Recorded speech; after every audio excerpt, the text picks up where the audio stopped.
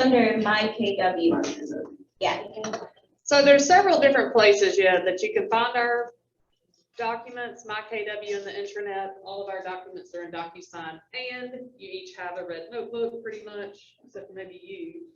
And then, yeah, you've got hard copies in there. So, the DocuSign app is going to give you access to send it via DocuSign for electronic signature. But unfortunately, if you try to just print that form without signatures, it's gonna have a big thing that says sample across it. So you're not gonna wanna print that one. The best way is to go on the intranet on my KW and click on your market center and then click on your forms. And they should have removed all of that sample stuff from DocuSign. That was one of the recent updates. Did it still sample you? Yeah. So I tried it yesterday. Bummer. So just if you get a sample thing across it, that's just a place where. And I'm getting more purchase agreements. So it's under market center documents and then all of this right here. Yes. And so I go under all buyer documents and then just search for whatever form you need. We also have a checklist of what you're gonna need for a purchase agreement to be complete. So.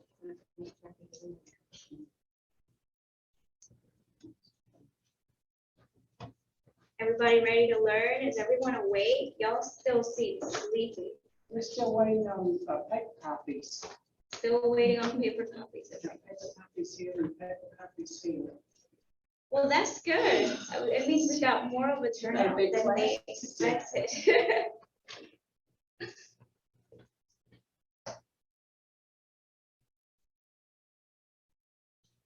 So, what if, while we're waiting on that, let's start with introducing ourselves in case not everyone knows each other in the room.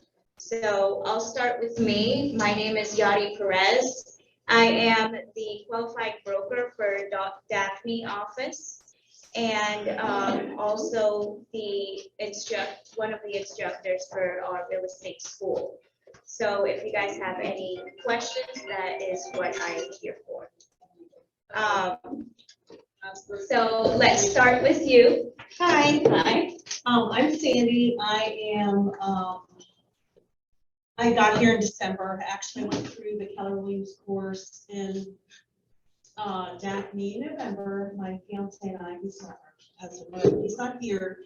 But we're kind of like in it full time. He's an attorney. I know Cindy, so we're still running his law practice out of Ohio.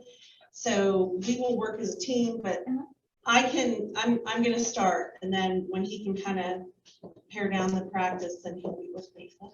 Awesome. And I know Cindy. Who else do you know? Cool. Well, welcome. Thank you. And I hope, what brought you to called your name towards Daphne in this area? Well, I mean, we lived in the bar. My mom's in the Pensacola area, and we actually went back to Ohio so he could satisfy, because he put his law license on hold for a few years to satisfy his law license for Alabama. So we kind of had to. I'm ex-military, so traveled all over, but I'm glad we're not there, and we like this area, and we're eventually, hopefully this year, it's a goal, I'd like to do my June get licensed in Florida as well. Okay. Yeah. So now we're over here. Hi, I'm Katerina. I work mainly out of the Daphne office. I've been here since about the beginning of November. I was working on a job, so I kind of really started in December. And yeah, I'm from Daphne, born and raised. And Brooklyn? I'm Brooklyn. I have had my license since December 2020, I think, but I only practiced until March, then I had to take a break for a while for back surgery. And then I just came back up starting this January. So I'm kind of started all over for the most part. That's one thing about real estate is whenever you take a break, you have to, if you don't keep in touch with your sphere of influence, you have to start all over again. And I'm in this office. My name's Natalie. I moved from Birmingham in July, and joined the Daphne office, and my mom is an agent out of the field. So I've been working with her some. I live in the Fairfield area, so I go all over. Awesome. Welcome. And these two young ladies are going to join our KW family. So they wanted to come and sit on a class. I'm Linda Wilson.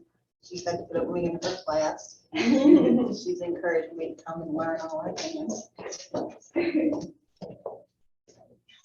This is my daughter. She's my biggest out of 6 kids.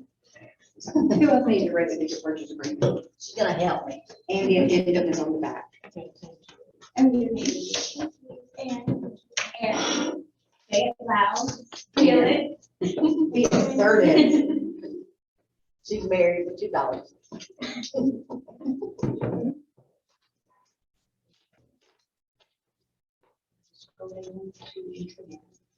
And we'll correct here that sounds for. I'm Dawn. I've had this for a while. I'm the editor's team and just kind of see what's new. Yes. It's always good to sit on class, even if you've been in business a while, you can always learn something from everyone. So, and then, Brett Jennings, been with us since November 1st. Out of this office.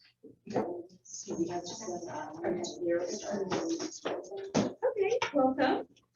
Clint Adam, work out of Daphne, just got my license last week, so. And we talked on the phone the other day. Can't speak on the phone yet. Congratulations. Thank you. And Hi, I'm Q. It's a pleasure to meet everyone.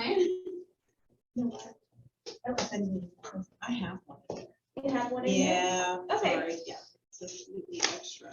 So we are going to work out of the Baldwin Realtors residential purchase agreement today. That is pretty much the most common one. Sometimes you will have to look over other purchase agreements when you have listings and people send in things on their own forms.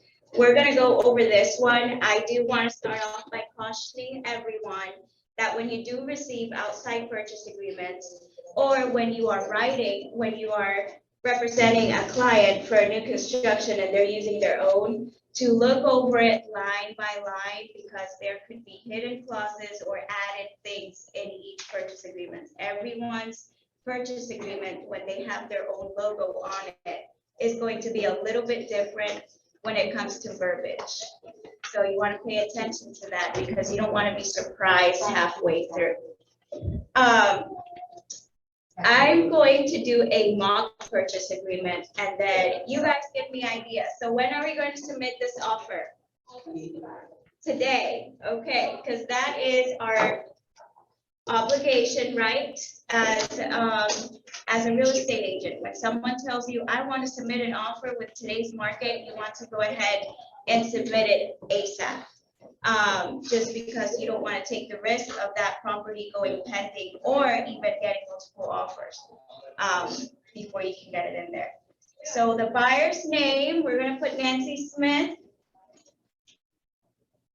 And if you're docu-signing this, they will just click on that line and they will put, it'll automatically populate their name in it.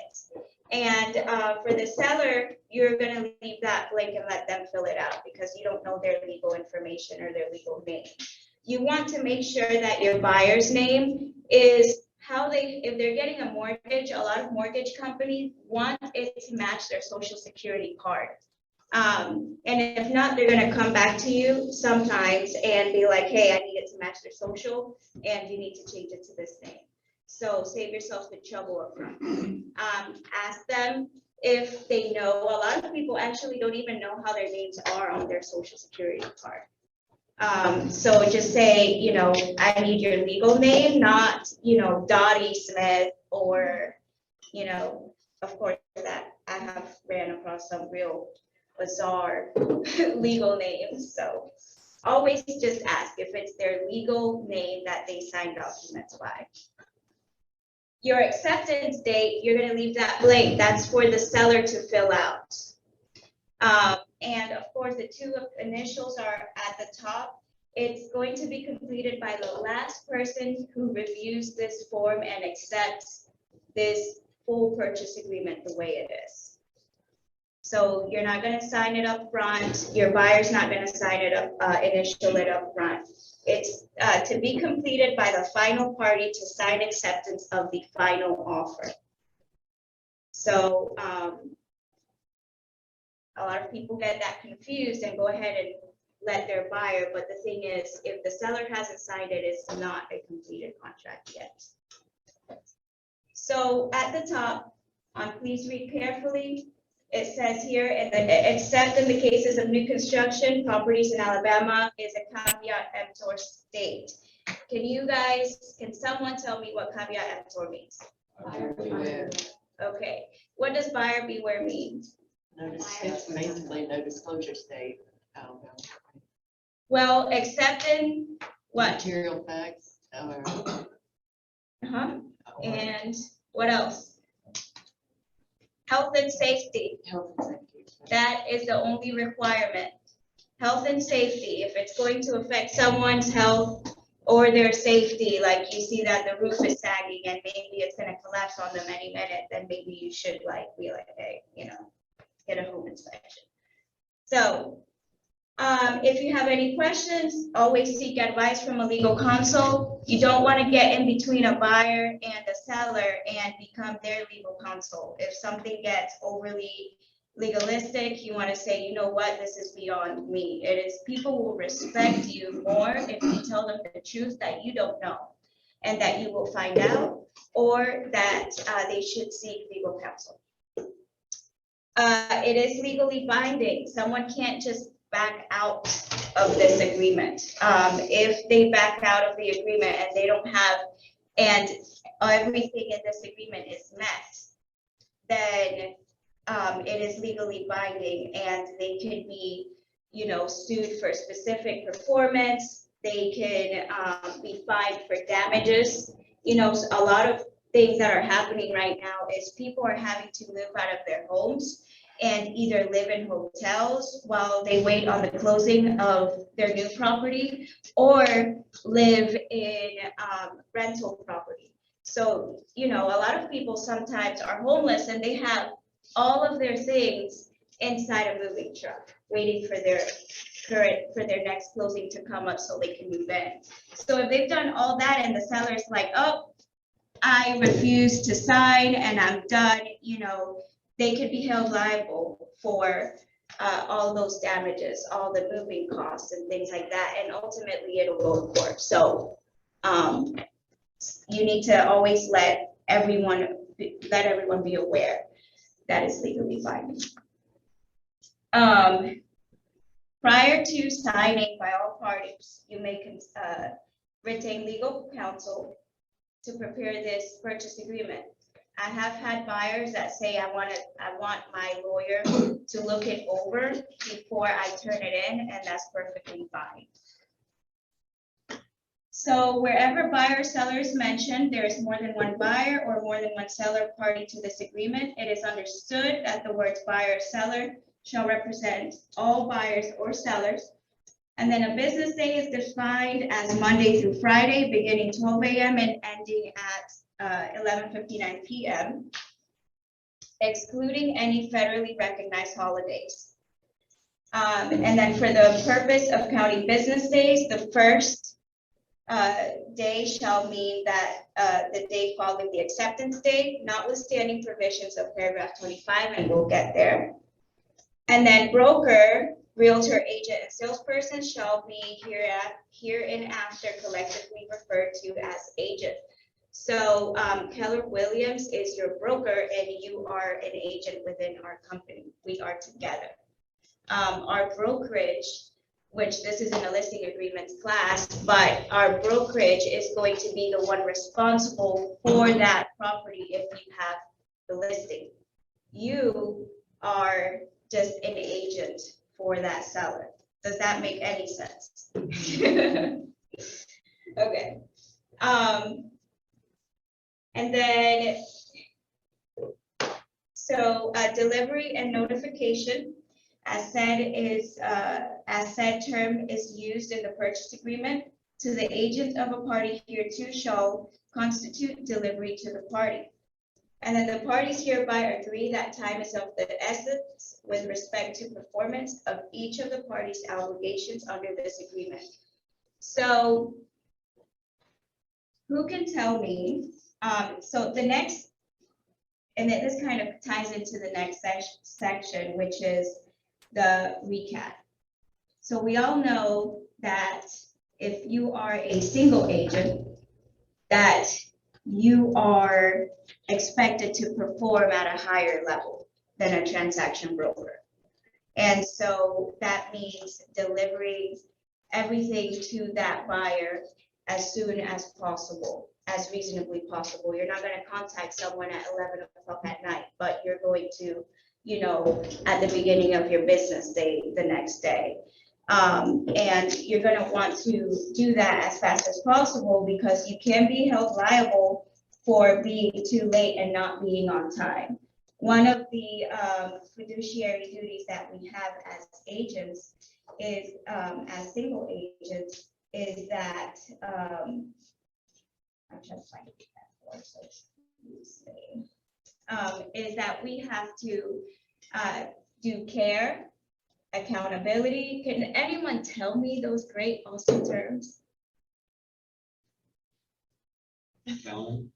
Accounting, Here, Confidentiality. Contingency, accountability, Disclosure. yeah, disclosure. We have an old car. Care, obedience, obedience. I don't know. So basically, yeah, so you have accounting. That means you have to make sure that their earnest money is in the right place. And not commingle those funds, never, you know, with your own money. We have an app that you can send the earnest money to and not even fool with it. Then you have care. So this is what care falls under. You have to handle the transaction with care. If you fail to comply and, you know, wait 2 or 3 days, that is you faltering as an agent and not handling the transaction with care, and then they can lose it. So on the recad, who has already kind of presented a recap form? Okay. How soon should you present a recap form? Before any personal information is disclosed. Yeah, as soon as reasonably possible. So sometimes you'll get a surprise showing with someone you don't know, and you're gonna be like, oh, I didn't get a chance to recap them. Recap them in the driveway.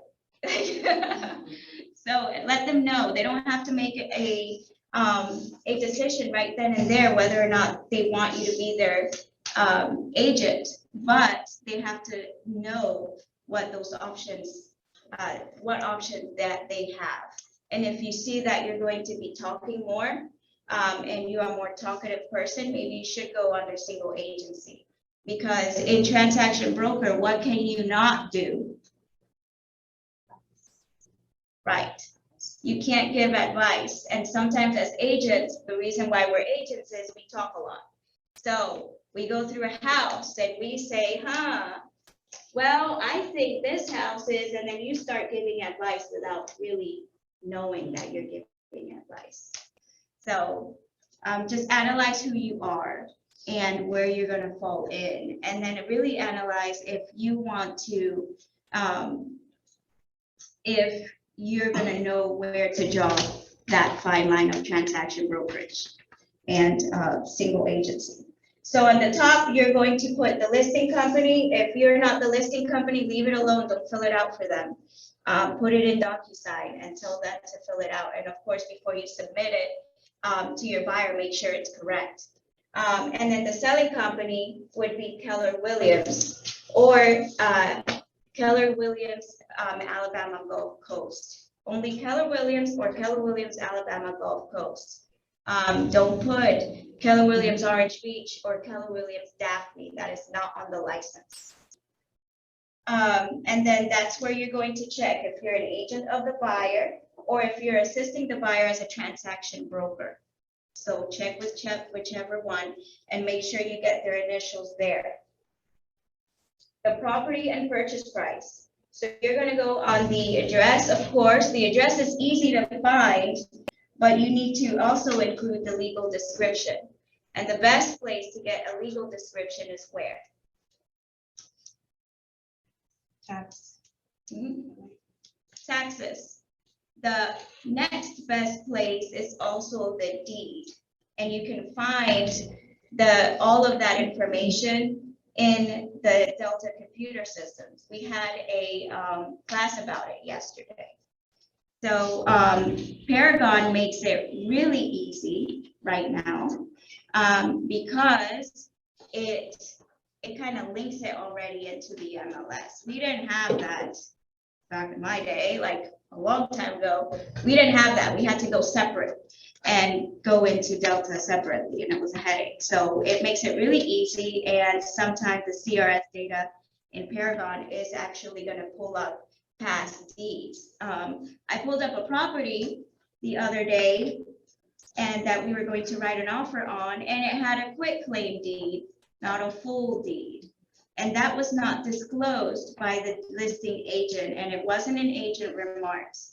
So what part of that is, what part of the investigative process is that?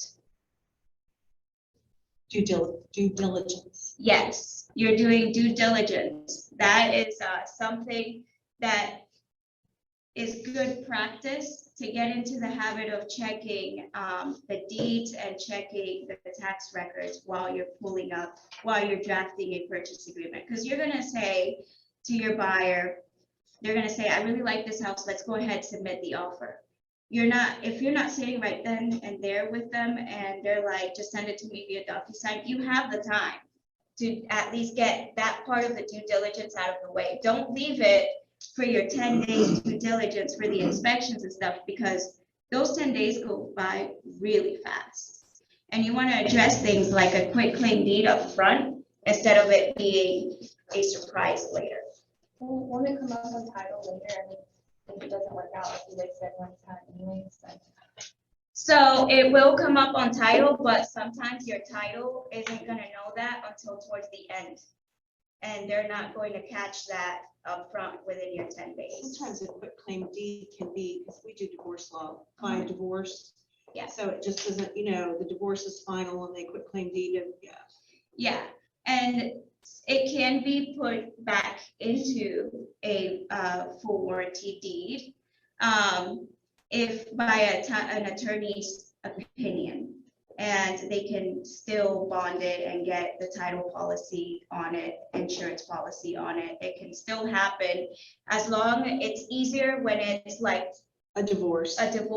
Or it's handed down from heir to heir and they can trace it back a certain amount of time, then they can turn that quick claim deed and give you a full warranty deed. But always, that's when you'll have to refer to an attorney's opinion. And if it is, and they want to move forward, if they find out it's a quick claim deed, it's something you should put in as a contingency clause to be safe.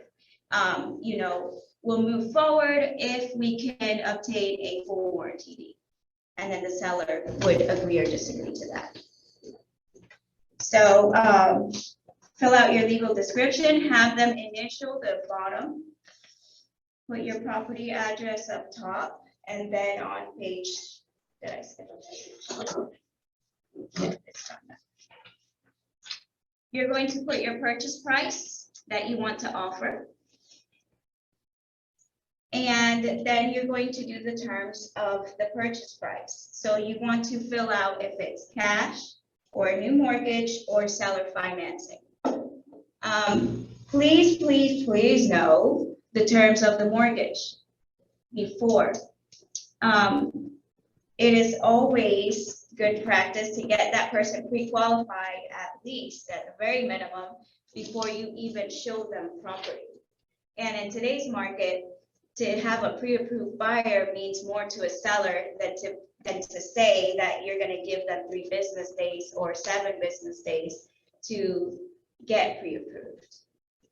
So you always want to submit with this also proof of the pre-qualification. So always fill out your mortgage terms. If it's cash, then, you know, have them provide the proof of funds. A lot of people think proof of funds is not, I have to sell my house and I'm going to buy it with the money that I get. That is not free and clear cash yet. So unless they have a contract with a closing date on it, then it would be contingent on close. Now, if they have an IRA or something that they can pull the money out and purchase that property, whether or not their current property closes, that is different. That is true proof of funds. A new mortgage, you're going to, it is contingent on them being able to obtain at least the mortgage amount. And let them know if it's a 30-year mortgage, conventional FHA, VA, USDA, or a direct bank loan. And once in a while, you have like something weird like an insurance loan. I had an insurance company do a loan once, and that was so weird to me. So I had to call the agent and make sure that they were good for it. But a lot of those people that do insurance loans as well, they're not going to go the same way. It's not a mortgage company, so they don't go about things the same way. So just call them and make sure that they give you a letter saying that they're good for it. And this can also make or break a deal. Like if you don't have clear terms of mortgage in here and it's a multiple offer situation, who do you think they're going to choose? They're going to choose the person with the clearest terms. So make sure that is in there. So do you guys need me to go line by line on this? No, okay. Seller financing. So there's always a separate addendum for seller financing, which is also known as a vendor's lien. I've seen that with a vendor's lien, you're going to have a higher interest rate. And usually it's because the buyer can't get approved through a bank. So those owner financing situations or scenarios are going to have like higher interest rate than what the market is going to offer, the regular mortgage market. And then if the offer is subject to said property appraising for at least the purchase price, and the property does not appraise for at least the purchase price, seller is to be notified in writing, including a copy of the appraisal within X amount of business days. Do not leave it blank because you don't want to wait 20 business days. And that seller isn't going to want to wait 20 business days. And then following the acceptance date of this agreement, or this contingency shall be deemed removed. The buyer shall have the option to waive this contingency and proceed with the consummation of this agreement without regard of the amount of the appraised valuation. So what I do is I write all of my contingency clauses to expire on the same day. So I make all of them either 10 business days, because you have so many different expiration dates and it can kind of send someone into, you know, so many contingencies up in the air, and you have 5 days for one, 7 days for another one, 3 days for another one. You know, I think if you have a good list of appraisals, of appraisers, if it's cash, you know, you can 7 to 10 business days is good. Some appraisers do need, if it's through a bank, they're going to need extra time. So just kind of keep an eye on it. Talk with the loan originator. You want to have a close relationship with that loan originator, because loan originators have horrible communication. They don't communicate. So it is your job as the agent to be like, hey, where's this loan? How's it doing? How long do you think? What trend do you see in appraisers right now that they're getting back to you? That's how you know. You can say right now an appraiser is coming back, an appraisal is coming back with it, they have 14 days to come back. And you don't want your contingency to expire. So make it reasonable so they can know. They'll submit, if the house is finished, they will submit for the appraisal as soon as they get the ball rolling. Isn't it better to leave that with like more days so you don't, like 10 days would be short, right? 10 days could be short unless it's cash and you can shop around. So is number 3 just for cash? No, Because the last line of 2B says this offer is subject to property appraisal for at least the purchase price, and then this is just the days, right? yeah, it still gives them a cutoff date. So wouldn't you want this to be like 20 to 30 days? No, not 30 days for sure. You want to do it, my rule of thumb was 14 days at least for the appraisal, because the mortgage company should not be dragging their feet so much that they're going to wait till last minute to order that appraisal, especially if the house is finished. Now, in new construction scenarios, you're going to have it to where the house is not at a place. That's when you're going to give it a lot more time. My experience is that appraisals take forever right now. It's hard, you know what I mean? Like, They're taking about 2 weeks. And they have like a VA, they have 14 days. So it's all about talking to your lender and getting their, what do you think, type of deal. And I do 14 days. And then if you think that it's gonna take longer, you can always extend it. so how long do you do for your home inspection? 10 days, 10 business days.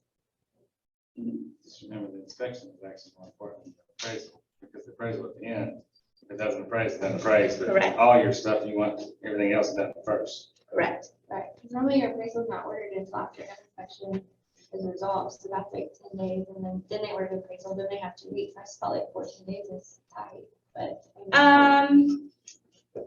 When everything's happening simultaneously. So like your lender should not be waiting for you to finish your inspection. They should be doing their job. And I mean, I understand where the buyer's like, I don't want to pay for an appraisal No. upfront until I get the inspection. Right, because if they walk, then they're out.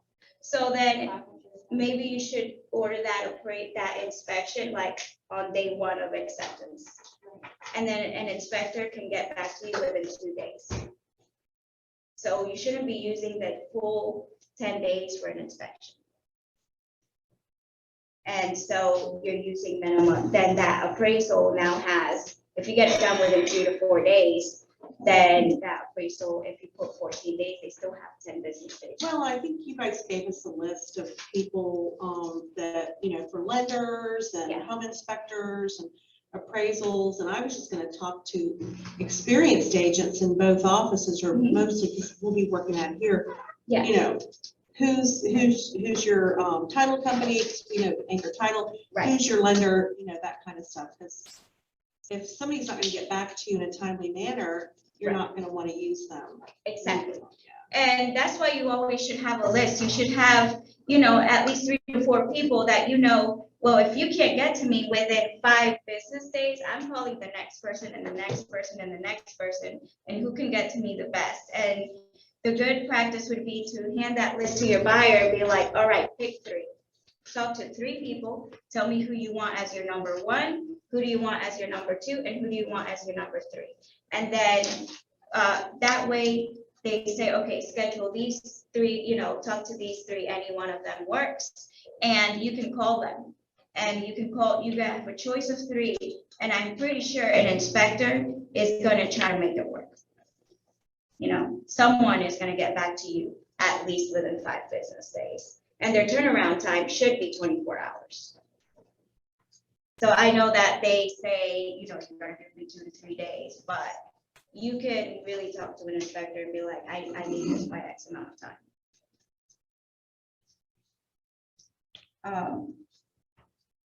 So does that answer your question?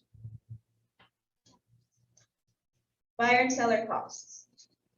So buyer costs, you should make By the time you've gotten to this point, you should have an estimate done, a net sheet done. That is a required form by the commission.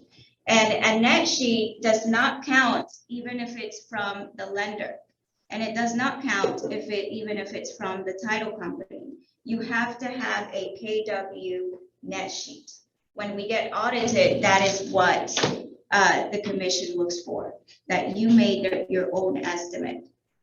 Getting an estimate from the title company or from the mortgage, even if it might be more correct, it is not from you. So buyer to pay for closing agent settlement fee, recording fees, any mortgage title insurance premiums required by the lender, any lender required or related fees, and credit report fees, any loan closing costs, including prepaid items, and any fees required for the transfer of property pursuant to Fairhope Single Tax Corporation requirements, unless otherwise agreed upon in writing by all parties. Who has done Fairhope Single Tax before? Do you want to tell us a little bit about that process? Well, what I do know is that I encourage everybody to take a class because it's very different and they're very picky. Is it like everything's like a 99-year lease or 99 something? years. So do we That's offer right. a single tax class or? You can find a single tax class. I don't know if we've had one recently. I'll be Take that. fine. Maybe I'll let you. I think there's one. Okay. And the lady from. Ask our qualified broker to contact the Fairhope Single and ask them to give us a class. They will be happy to do it. Yes, they will. They're very open. They are She's wonderful. Yeah, she's very nice. So Fairhope Single Tax, they have their own deadlines and things have to be submitted within a certain amount of days for even the mortgage to be able to be accepted. So take a class for sure. And your homeowners also have to take a class. So make sure they get on top of that because they will not close if they don't take that class, since you're an owner. So you have to take that class, even if it's cash, you still have to take that class. Or they have to. But yes, I'll talk to her and see if They she give a really good class. She's very interesting. It lasts about an hour. And I know they've had one at the community center before. But she'll come here. Yeah, and she'll work out how the taxes work. You're not paying, a lot of people think, oh, I'm paying extra taxes. It's not an extra tax. It's just they're evaluating the side of it. So because it's on colony property. So seller costs. The seller to pay for preparation of warranty deed or warranty bill of sale and owner's title insurance policy and the amount of the purchase price. All other costs shall be borne as indicated herein unless otherwise agreed upon in writing by all parties. So you have to watch this because some construction companies will not pay really for the preparation of warranty deed or bill of sale or owner's title. They will say, you know, we will pay buyer's closing costs, or we will give a closing cost credit if you use our mortgage company up to $4,000, which does not include warranty bill of sale and all that. That's coming out of the buyer's closing costs as well. So watch the verbiage so you can know, just so it doesn't become a surprise to your buyer. And when you are including closing costs and asking for closing costs, make sure you say closing costs and prepaid. If you just say closing costs, it will not include their prepaids, and sometimes that can get expensive. And you're not protecting your buyer. So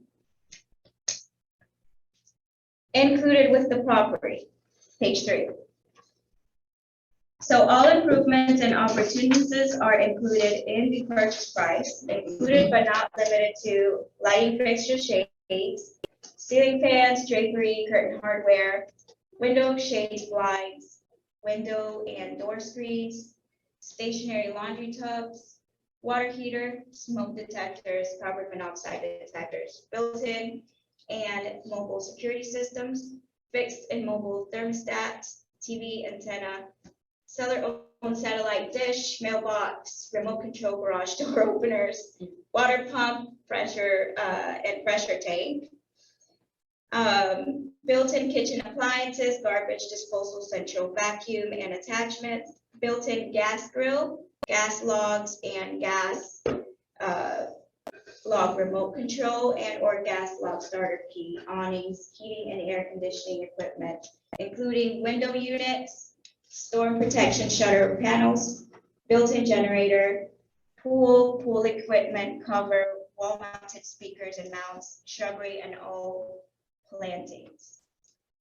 So there are certain plants that are not considered real estate just because they're in the ground. So you need to, if you see a really cool tree you really like, you need to tell them, and hey, is that staying? Bathroom and vanity mirrors, well-mounted televisions, TV, well-mounting hardware, kitchen refrigerators, and washers and dryers. And also keep in mind, just because you see on the seller's disclosure that the washer and dryer is staying, you need to ask for that washer and dryer to stay again. Because if you don't, they can take it out.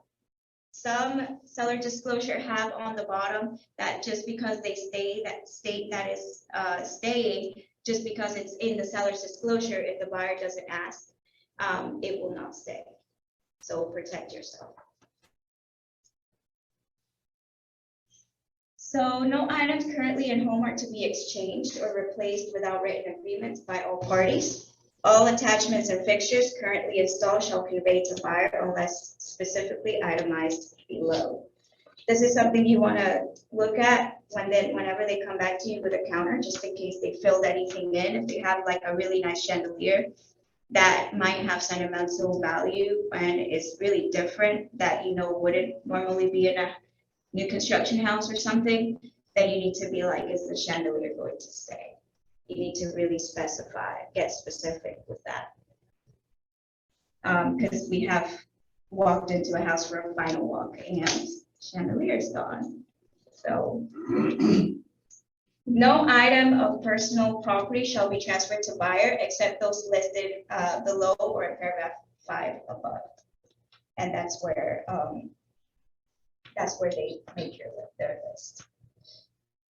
So sale or settlement of lease or of other real estate. So neither this contract nor the granting of the buyer's loan referred to herein is to be contingent in any manner upon the sale, settlement, and or lease of any other real estate unless a contingency for the sale, settlement, and or lease of other real estate is contained herein. So this is where your contingency upon sale addendum comes in. So if they are contingent, then the seller needs to know, even if it's for a cash deal. Because this agreement automatically makes that not available. So, you can't come back and say, well, they didn't sell their house on time. And if you didn't include a contingency upon sale. Inspections and due diligence. So buyer has the obligation to determine all conditions of the property material to buyer's decision to purchase.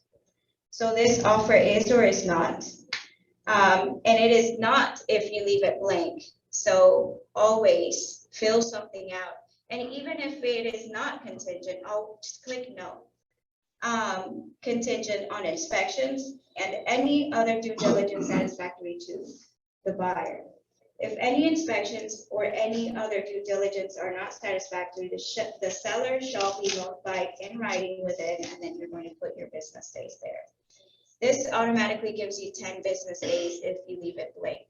But like I said before, do not leave it blank. Following the acceptance date of this agreement or this contingency shall be deemed removed. Any inspections and reports, if ordered by the buyer, shall be at the buyer's expense. And then if requested, the buyer shall furnish seller at no cost a copy of any reports. Any connection fees required for inspection shall be paid for by, if you leave it blank, it leaves it up to the seller, but sometimes that is not the case. If they've already cut everything off, they're like, I'm not gonna turn it back on. So that's something you need to specify up front, like who's gonna turn on the utilities. And if a property is a foreclosure, they're not gonna do it. It's gonna be up to the buyer to de-winterize that property. Did you have something to add, Nancy? No. No. And do you guys have any questions up to that point? Property address up front, is that gonna be pre-populated once you type in on the first page or not? If it's in DocuSign, yes. If it's on a PDF form, like this one, no. You'll have to rewrite it.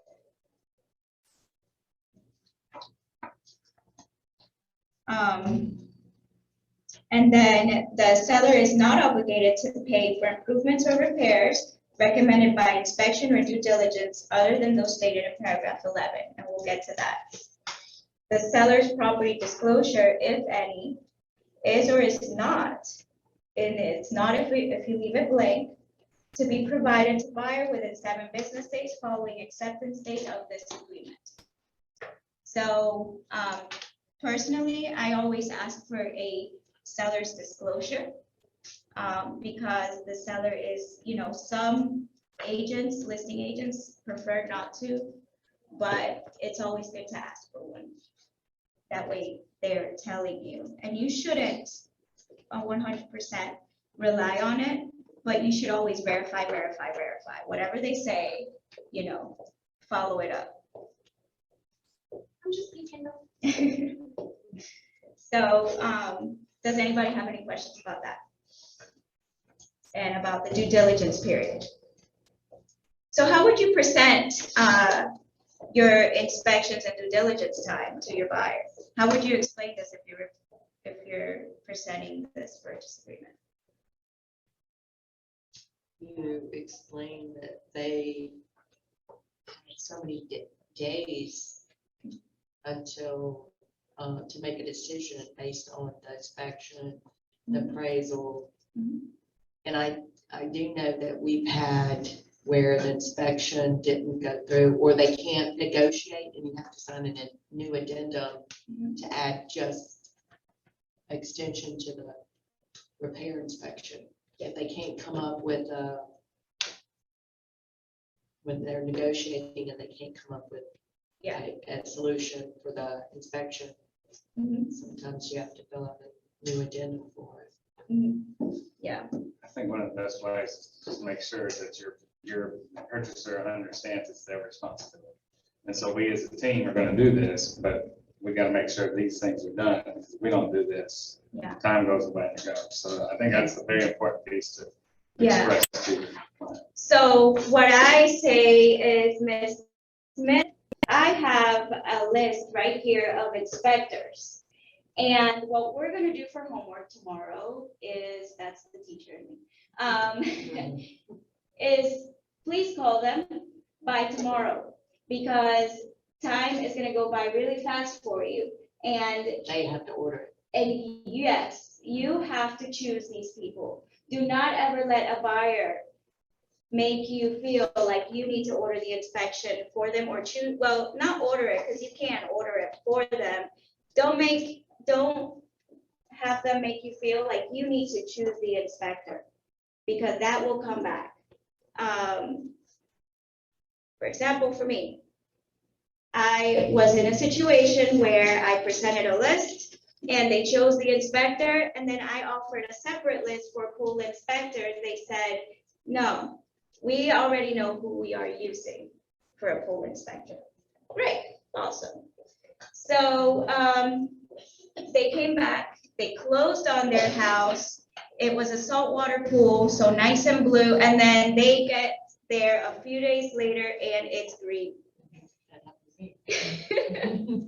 And so they're now claiming that the seller knew. They're going to sue the seller. They're going to sue the inspection company because They deceived them. because the inspection company went through and they were going to sue me. because their lawyer said they should sue everybody. Couldn't you put that somewhere on the contract that the inspection, you know, that client declined or whatever using, I mean, you could put anything on there. It's kind of a cover your butt thing, so they initial it and they're now saying, oh no, I'm gonna handle the Coolant Spectrum, you know what I mean? Well, they can do that. Sure. Like, they can definitely choose their inspector, and that's the thing, like, they went to the brokerage when everything was said and done, and they were like, well, we want someone to pay because it's going to be $20,000 now, and we don't have $20,000. So, my broker sat her down and has said, who chose the inspector? Did Yadi choose the inspector? No. That she's not liable. And so they signed a release because there was no way that came back. And that's why it's important to have more than one, Yes. because if you say, well, that's the only one that you listed for me, then that's kind of like, well, you didn't give them a choice. Yeah. So the more choices they have. The better for you. You leave it in their hands to do Right. it. Yes. And also, you want to you never want to pull for a certain inspector. Of course, you're going to write your top 3 that you prefer in the top 3, but then whoever they choose is up to them. You know, personally, you know who you would like them to choose, but don't be like, well, I use this inspector all the time, because if I would have been like, yeah, use this old inspector, he's really good, and then he missed that comes back. So be careful. So that's pretty much your due diligence. Insurance, property or flood. This is something you should ask before you even submit the offer. Is this property in a flood insurance zone? Is the policy transferable? I asked this before I even submit the offer. Is there an elevation certificate? Yes. So because some of the stuff you can handle upfront. And so this offer is or is not, and is not if left blank. So pay attention to that. Subject to buyer's ability to obtain insurance in an amount and for a cost satisfactory to the buyer and buyer's lender if applicable. Can someone explain to me why making it contingent, why this is there? Like, why should you make it contingent on the homeowner's insurance, even if it's not in a flood zone?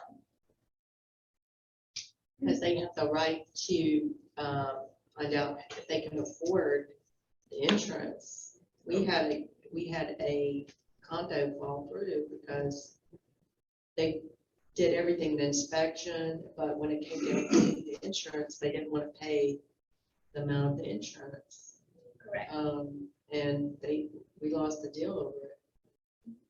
So that's right. So if you click is not contingent and that insurance comes back really high and they can't afford it, they're still stuck with it because it's not contingent.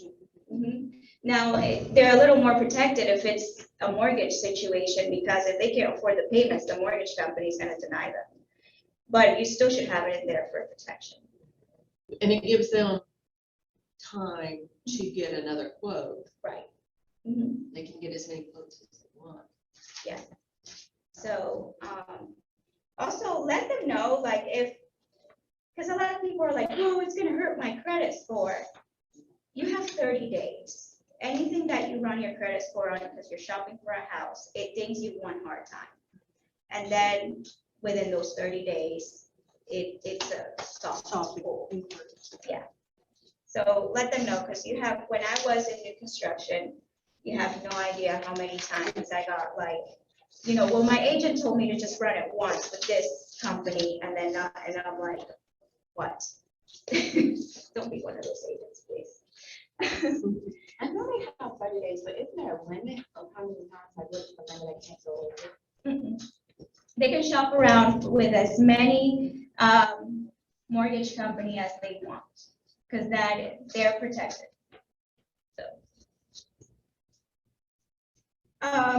So also the flood insurance policies, it's been a while since I've seen, but ever since this last storm, policies have gone out the roof, even if even if it's not in a flood zone. So, this last storm really affected everyone. And there was, I had a closing that he actually got quotes from 2 different mortgage companies. I think, is it Quicken loans. Quicken Loan Mhm. was one of them. And then Keller Mortgage was the other. And he wasn't in a flood zone. Mhm. But the Quicken, mortgage was gonna require him to get flood insurance. Even though it wasn't a, now I think it was $1,471 for the flood insurance. Mhm. And so he went with the other mortgage because they didn't require him to have the flood insurance. So, That's interesting. One mortgage could require it and another one. and every single mortgage company has different fees, they have different rates, they have different origination fees. So always tell, and this is something that we don't generally know, always tell, ask your buyer, like if your buyer is getting a 3.2% interest rate somewhere, and then the other one's like, oh, I promised I'm giving you like a 2.5. What is their loan origination fee? Or the discount point. Yes. Because sometimes you have to pay for a discount point to get that right. Get that right. Right. So, I always just, the way I handled that was like, always pay attention to the fees. What are the, compare side by side, have them walk you through why I should pick you, with these fees. Why are you charging this and this other company? And, you know, they compete, that's a good thing. So if satisfactory insurance cannot be obtained, seller is to be notified in writing. This is where you put, this only gives you 5 business days if left blank. That's not enough time, Get a quote. right? This buyer's going through all this stuff and you're, you know, like 5 business days is not, they have a lot on their plate because as they're buying this new house, they also have other things happening in the background, like work and activities and things So like how that. many would you put? I would put the same as the inspection, Okay. just keep it all streamlined. And then give a little more for the appraisal.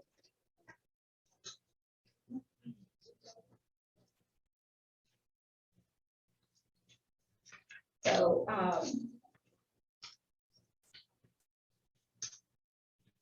so following the acceptance date of this agreement or this contingency shall be deemed removed. The good thing is that insurance companies, they sometimes have personnel on weekends that you can talk to.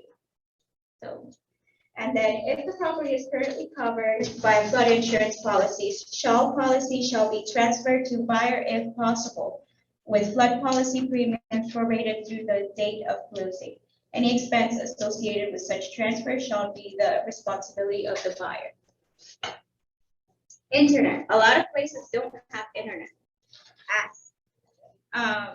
And find out, you know, if you're a single agent, that's part of your due diligence. Find out what internet is in the area, because a lot of people work from home now. So internet can make it or break it. I still don't have internet on a house that I purchased at the end of September. Is it new construction? Yeah. So always, and the on-site agent doesn't always know. And sometimes things change within the fiber optics community and they buy things from each other and they don't let the on-site agent, if it's construction, they don't let the agent know. So the agent doesn't really know. I knew that in one of my old neighborhoods, they were buying, like, it was up for bids, like in between Mediacom, COTS and all this stuff, so The homeowners had to choose. well, they hadn't put it up yet. Right now, Mediacom had everything, but they had not decided yet, you know? So I talked to the guy, because I happened to find him outside, and I was like, so what are you doing? And he explained, because I'm nosy, part of being a real estate agent is you have to be nosy. And he's like, well, they're putting these things up for a bid, and I'm like, and I freaked out, because I have like, 20 pre-sales already, and I'm like, holy crap, what's going on? So I'm like, so they still have Mediacom, right? And so, yes, but you need to know, and you should know, like, who offers good enough internet so that they can work from home, because these usually require high speed or a direct line, so. So the offer is or is not. And then it's not if you leave it blank. If it's new construction, put it is until you know for sure, because you don't really want to mess with somebody's work. Subject to the buyer's ability to obtain internet service satisfactory to the buyer. And then if satisfactory internet service cannot be obtained, the seller is to be notified, and then here put your business days. It's 5 business days if left blank. Following acceptance date of this agreement or contingency shall be deemed removed. And also look for, if there is not internet in that subdivision, then have some things as backup. You know, like Verizon offers MiFi's, and we discovered yesterday that T-Mobile started offering wireless as well. So just kind of look around and see if these wireless cellular companies offer internet hotspots that you can put in your house. Now, for your contract, right here, do you still put 10 days? Just to leave it all the same. And then the seller might come back and counter that, but just in case. Now, if you're in a multiple offer situation, you don't want to have this many contingencies, you know. But if you know that the house has just been sitting there for a while, and you can ask that the listing agents, a lot of the ones that I have worked with have been pretty open and been like, you know, come on, they will tell you, well, I've got multiple offers, so, you know, coming in, or I've had so many inquiries or whatever. So just kind of use your judgment on that. Termites and wood destroying insects and fungus. So the buyer is to obtain at buyer selection and expense, unless buyer is obtaining a type of loan which requires this to be a seller's expense. An Alabama wood infestation report, WIR, issued by a bonded and licensed pest control company of the buyer's choice, stating that a visual inspection of accessible areas of the dwelling, garage, carport, and any detached buildings indicates there is no visible sign of infestation or damage by formosan and subterranean termites, powder post beetles, and then it goes into the types of infestation that there may be in wood. If active infestation of fungus is reported, treatment of all structures stated above will be required at seller's expense. And then if property is under current termite contract, only retreatment of the affected area will be required.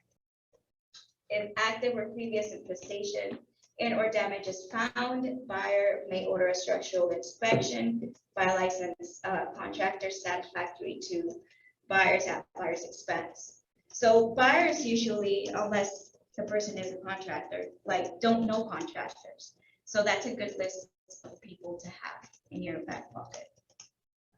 Never say that you have personally had good experience with someone, or that you have personally that they do great work because they did something in your house.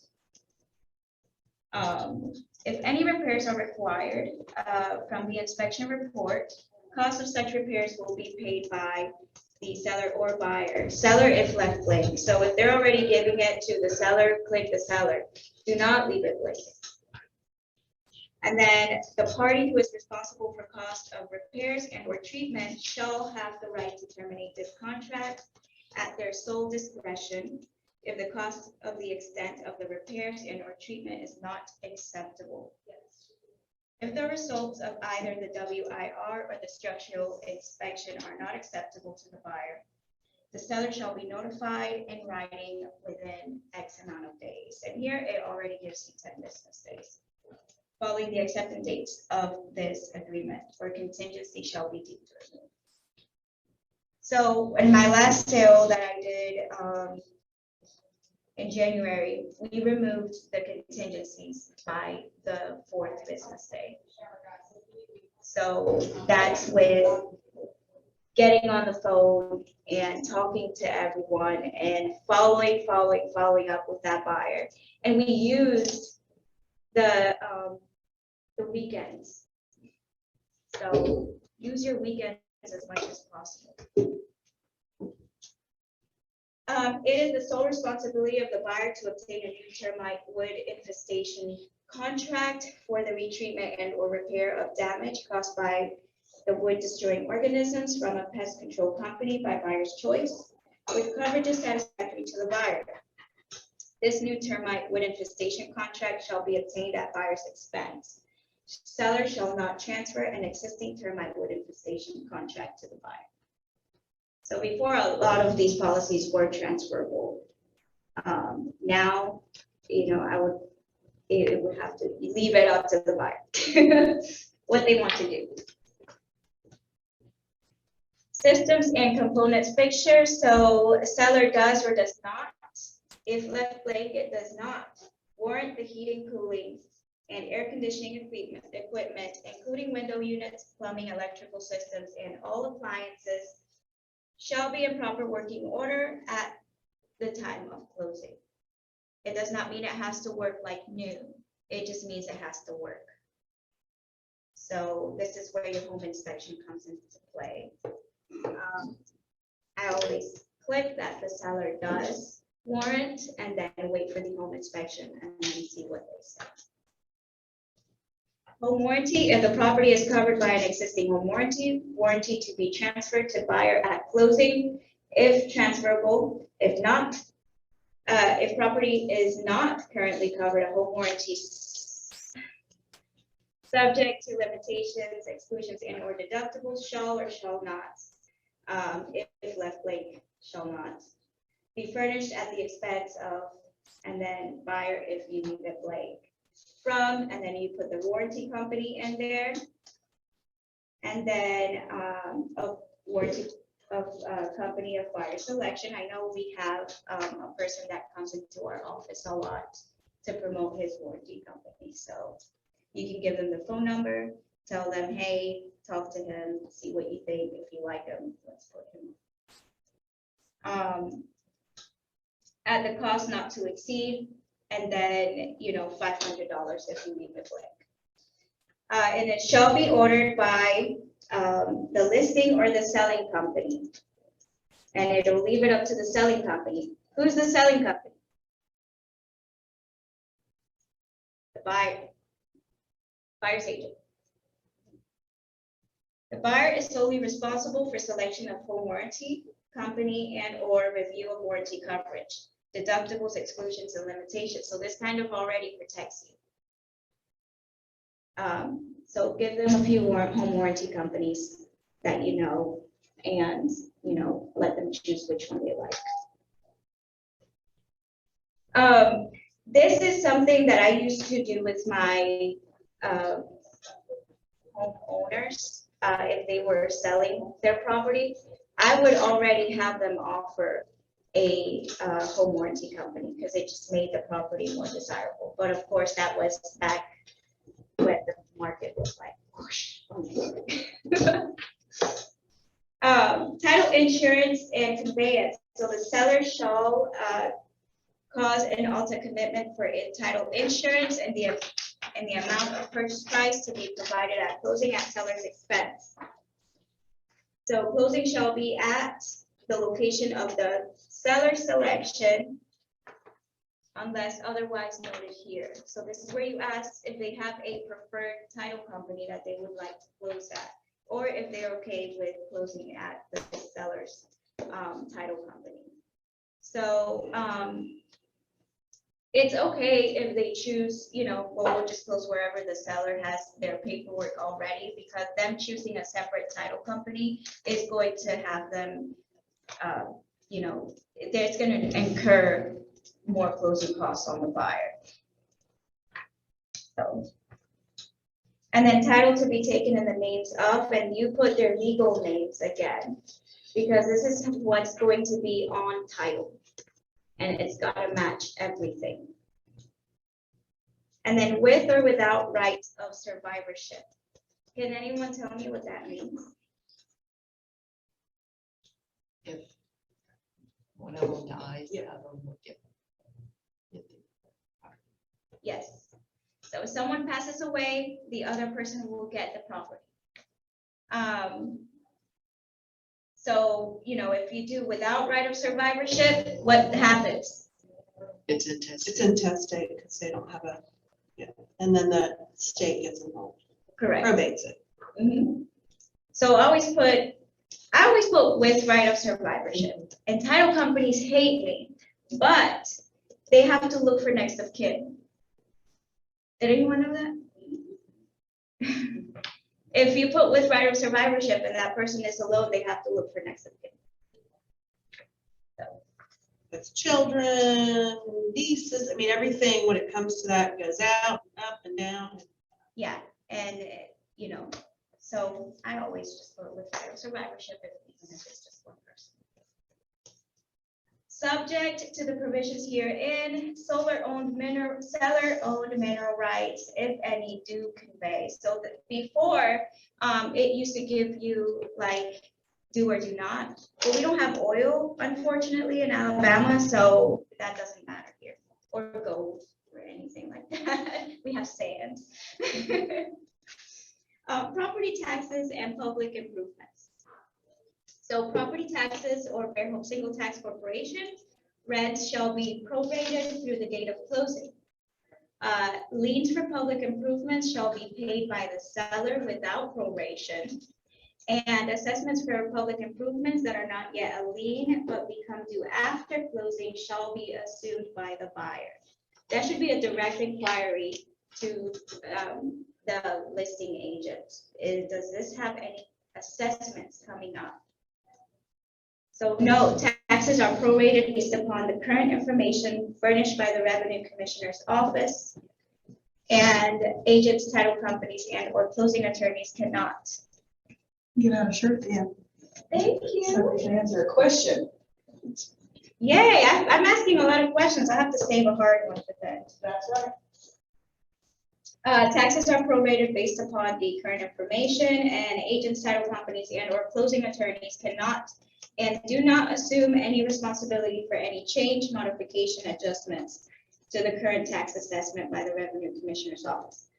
Any additional information regarding tax proration or current use classification should be obtained directly from the Revenue Commissioner's Office by buyer. If any portion of property is assessed under current use classification, any rollback or other additional assessment levied against the property as a result of this fail shall be paid by buyer or seller, buyer if left blank. So does anyone have any idea what I just read? Hurricanes, number one, because if they have outstanding assessments. If the city makes an assessment on a property because a sidewalk came up or the telephone pole fell down or they had to fix a street, does anyone know how an assessment works?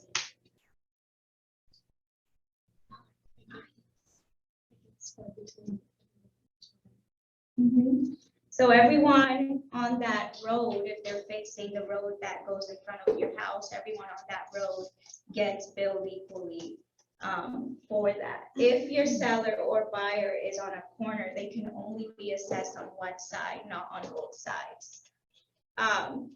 With new construction, you have to keep in mind a lot of this land that the house is sitting on was agricultural.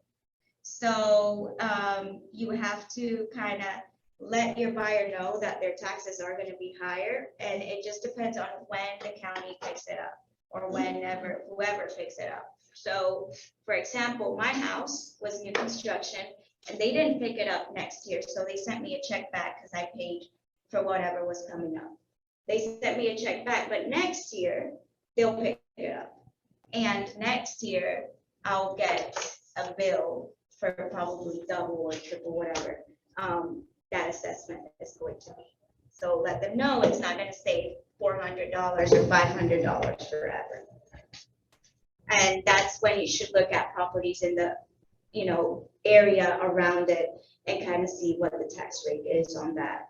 And also keep in mind that their tax rate is gonna be different if it's not their primary residence. And if they're not older than 65. And sometimes there's a discount for veterans. Yes. So there's more things that come into, and all of this information is public information. It can be found in the Revenue Tax Assessor's website. And on there has the different exceptions that persons older than 65 or older get. So lease agreements and rental management agreements and license agreements. So if this property is subject to any lease, management agreements, or license agreements, this offer will be contingent on buyer's acceptance thereof.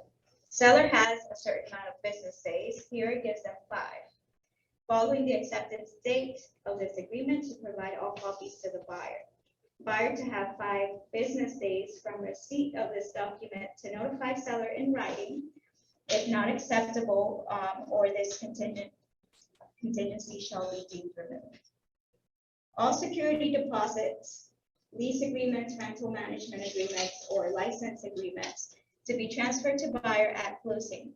Lease or rental payments, if any, are to be prorated through the date of closing. So if they have a lease agreement, you're going to want to know how long they've been leasing the property, how much time is left on that lease agreement. And you would like to see the financial statements of when rent is paid, because the seller wants to sell that house and they will tell you, yeah, they pay rent, but they don't tell you if they're 20 days late every month. So you need to see, because that, that could tell the buyer, like, well, if they're late every single month, what are the possibilities of this buyer of me having to go through an eviction process within the next year. So those are, things that you should keep in mind if you're representing the buyer. How does that affect short-term rentals? How does it affect short-term rentals? Short-term rentals, the way that I handled my transaction was I asked for the statements from the short-term rental company, from the management company, and I asked if they were under a current contract, which they were not. They could cancel whenever they wanted with no, you want to know the fees in case your buyer wants to cancel because they want to live in it. You want to know if they're going to be charged to cancel that agreement, because sometimes they'll want to charge like a percentage of the rent they were going to get, especially if it's long-term. So you just have to ask the vacation company for all of the documents, hand the documents to the buyer and say, I need you to call them and make sure you're okay with everything they've told you. Don't ever be like, oh, so they said this, and then the buyer sits complacent. Be like, here are all the documents. I didn't talk to the listing rental management company or the VRBO or whoever. Please reach out. This is the leasing agent. Please reach out to her and she can give you all the information.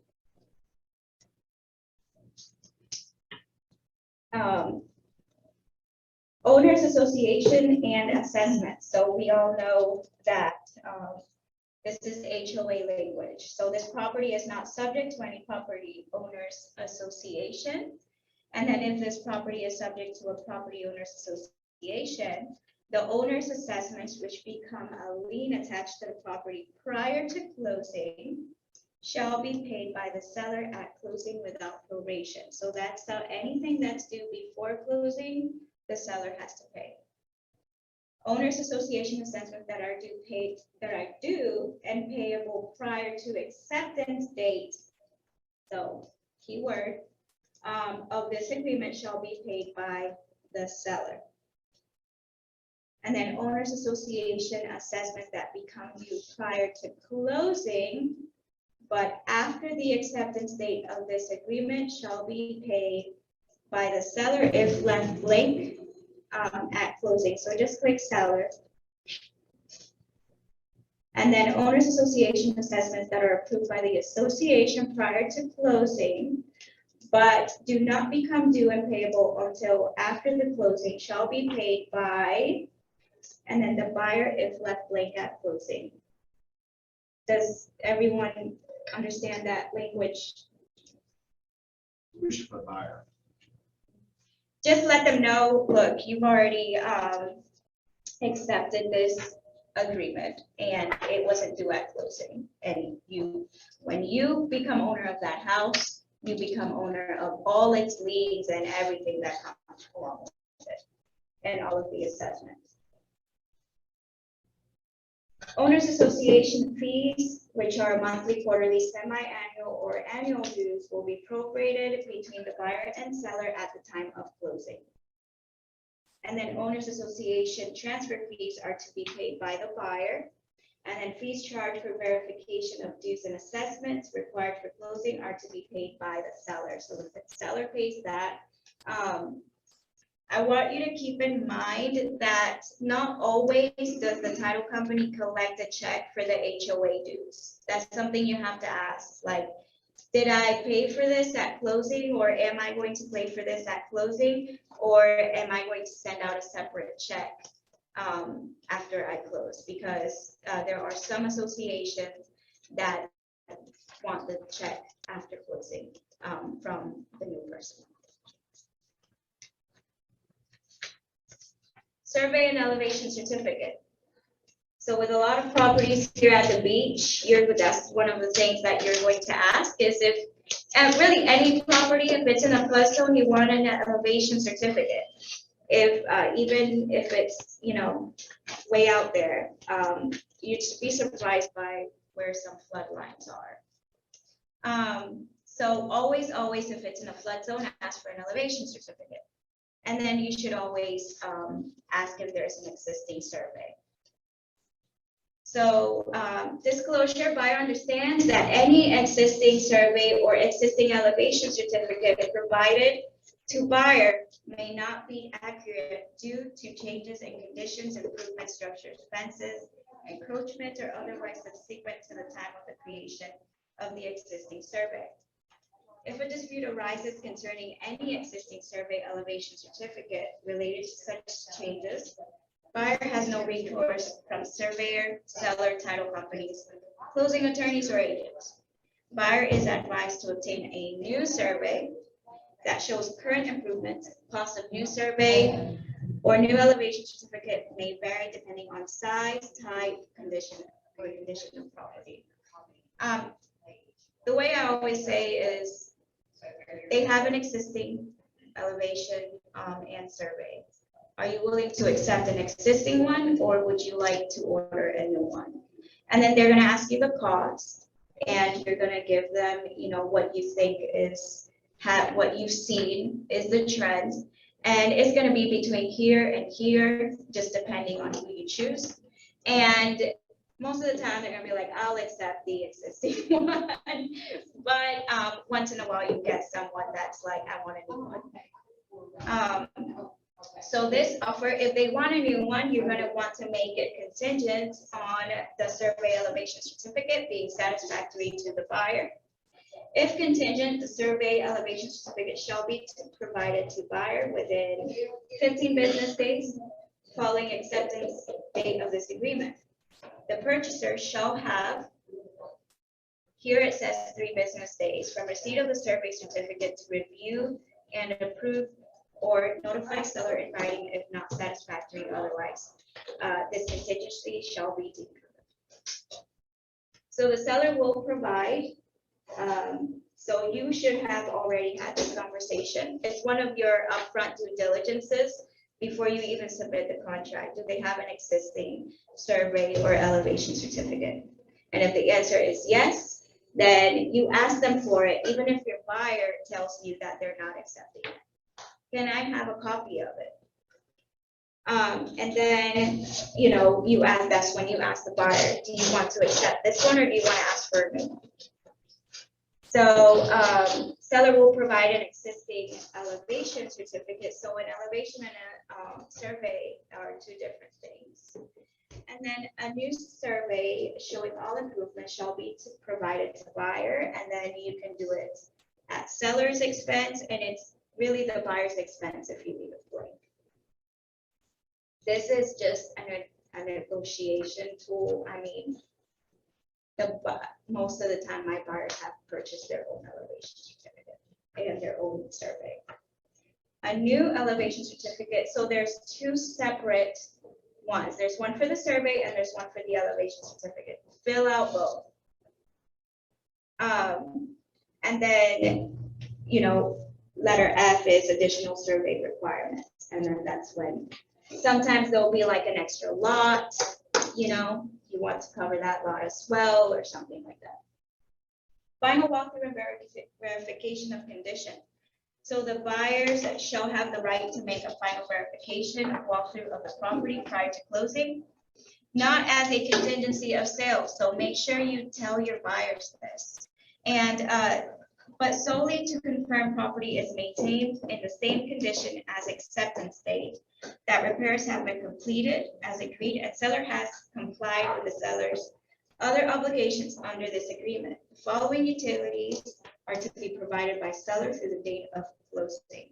So the electric, water, sewer, and gas, if applicable, and then have them transfer it as soon as possible.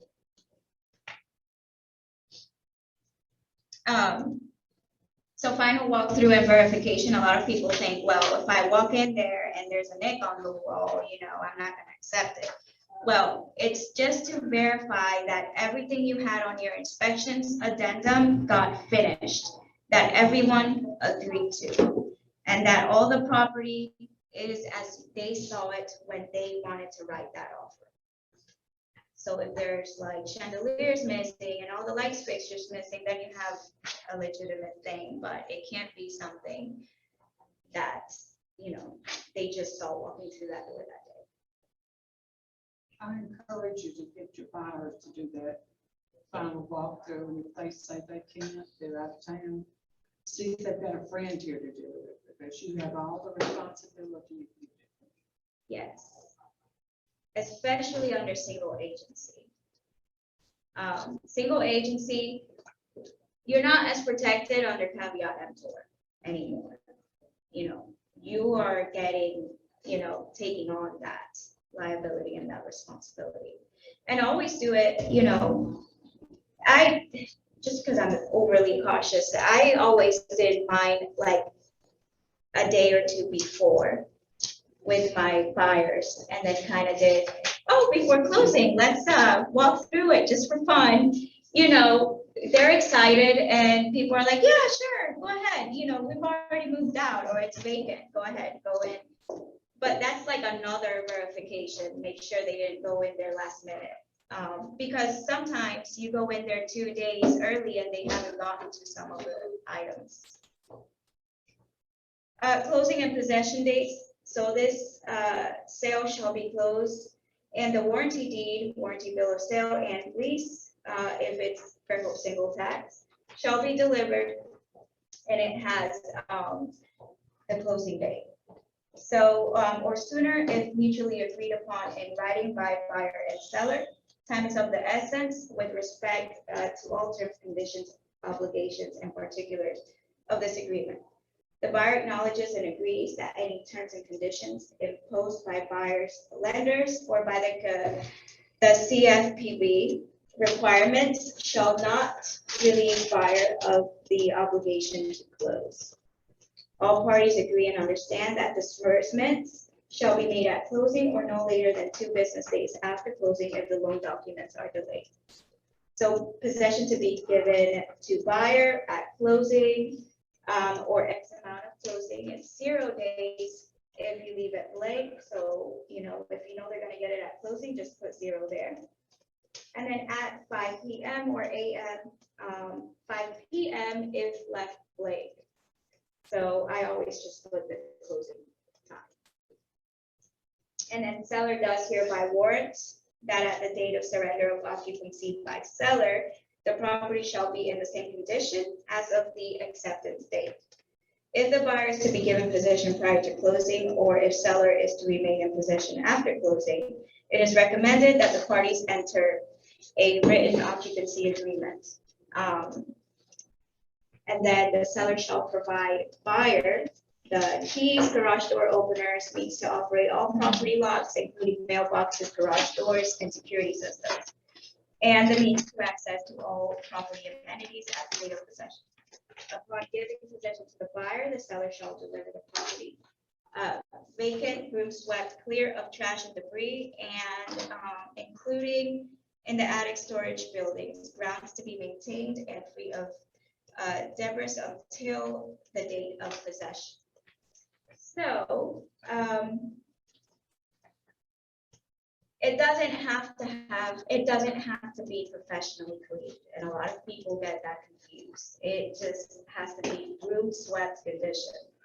Like it's, they come in, they can't be like, I'm not closing, it's dirty. I mean, that is not legal grounds to close. Another thing about this, don't leave anything in this section blank. And if there's a counter that comes back, and do not write a new closing date on top of this closing date. Make a separate addendum, like closing date to be, and then the date. You want to keep this as clean as possible. And then anything else that you want to add or modify or whatever should be on an addendum, and it should be as clear as possible on there. Because if you put this in the bottom and then another date on the top, I have seen this, then the people are like, so which date? So, I think when it comes to contracts, any modifications, always add an addendum. always add an addendum. Always, yeah. It keeps it clean, and, there's a sequence. Number your addendums, so that you know which one came first and which one supersedes that one. Every single time someone comes back with, it opens the door to renegotiate everything. So always close up in an addendum with all other items in the purchase agreement to remain the same. That closes the door every single time you renegotiate an addendum. It's like leaving one room to walk into another. So extensions of closing date. So there's a period of 5 business days. And this is only to verify the closing disclosure. This is only if the lender did not get the closing disclosure out in time.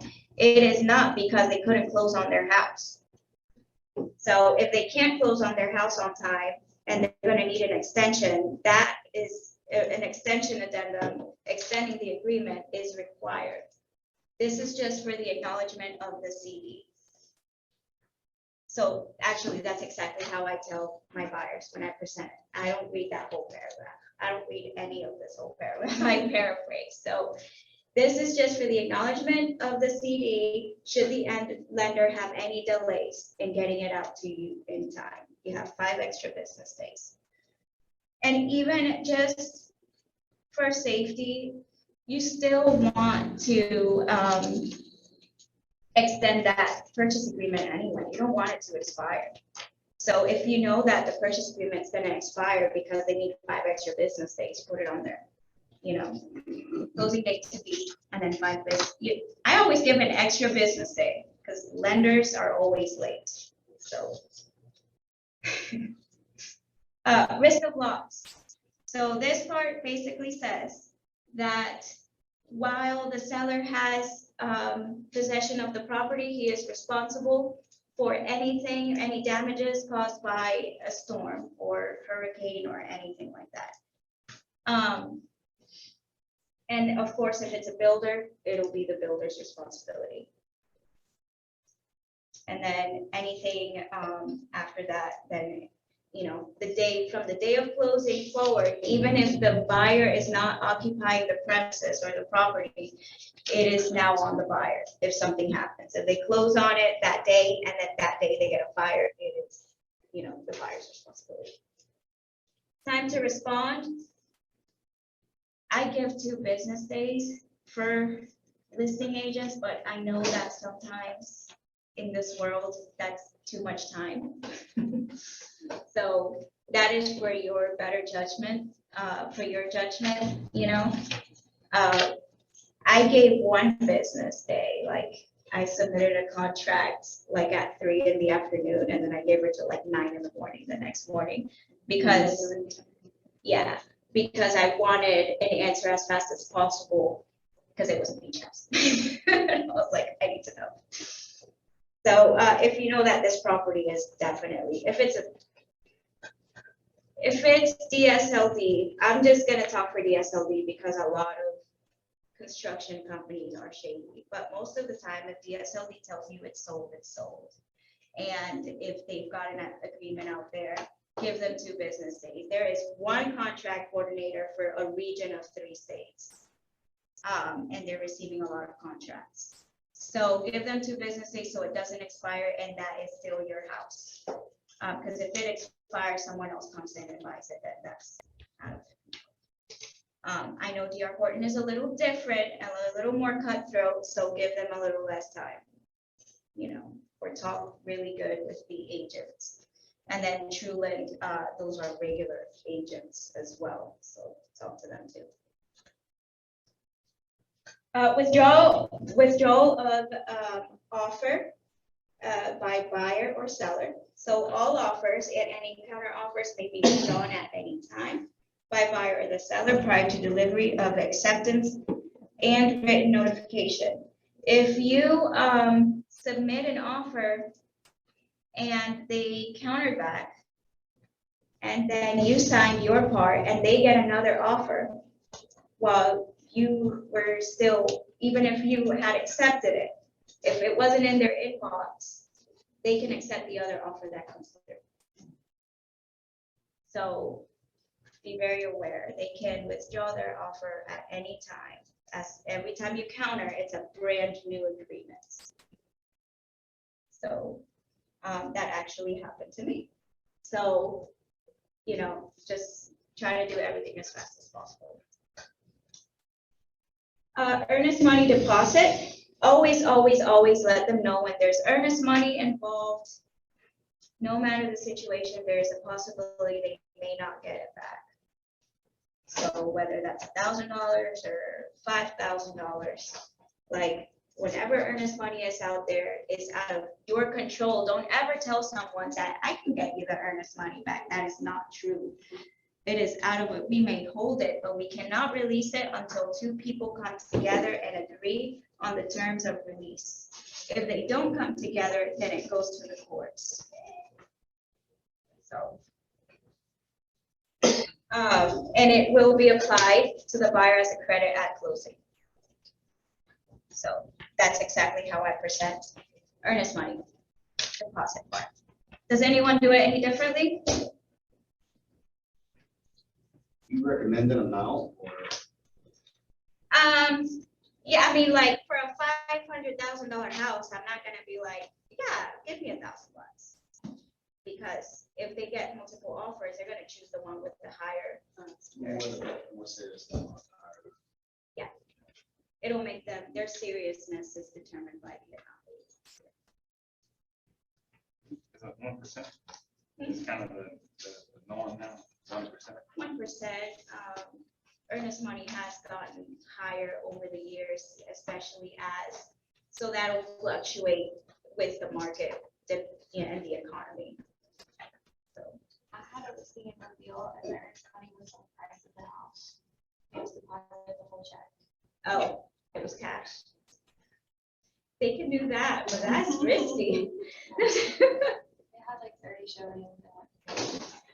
Oh, They just deposited the whole check that day. And then like wait inspection and everything. It was crazy. that's that is cool. I'm like, okay, so they wait contingencies and everything. Deposited the whole check and everything. So basically here it says that this agreement can only be released by mutual consent. They both have to be okay with releasing the agreement. So this is on page 8. Isn't it true in Alabama that like title companies don't have to follow that? Right, so title companies, so we are regulated by the Alabama Real Estate Commission. So we are under their laws and their rules. Title companies are not. They're not real estate agents. The Commission of Real Estate, they only are required to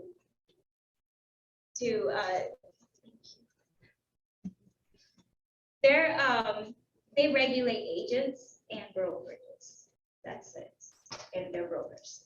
So they're not over title companies, and if someone holds the check, then the title company can't. I don't know why they would want to take on that liability, but they can't release it back to the buyer or the seller. So as a listing agent, what you recommend that the money be held as federally if they're, because I've noticed a lot of people want the title company to hold their own money, like if they're the buyer's agent. So I always like go back and say no, like if your brokerage doesn't want to hold it, like Keller Williams can hold it, because I've heard of situations where like the title company can release it to who they want, not. Yes. Yes, she's completely right. So if you have a listing, always look at that, see who's going to hold earnest money. Because some brokerages stopped holding earnest money because of the accounting part of it. So always ask who's holding the earnest money, and if they say the title company say no, we'll hold it. So, because the title company can release it to whoever they want.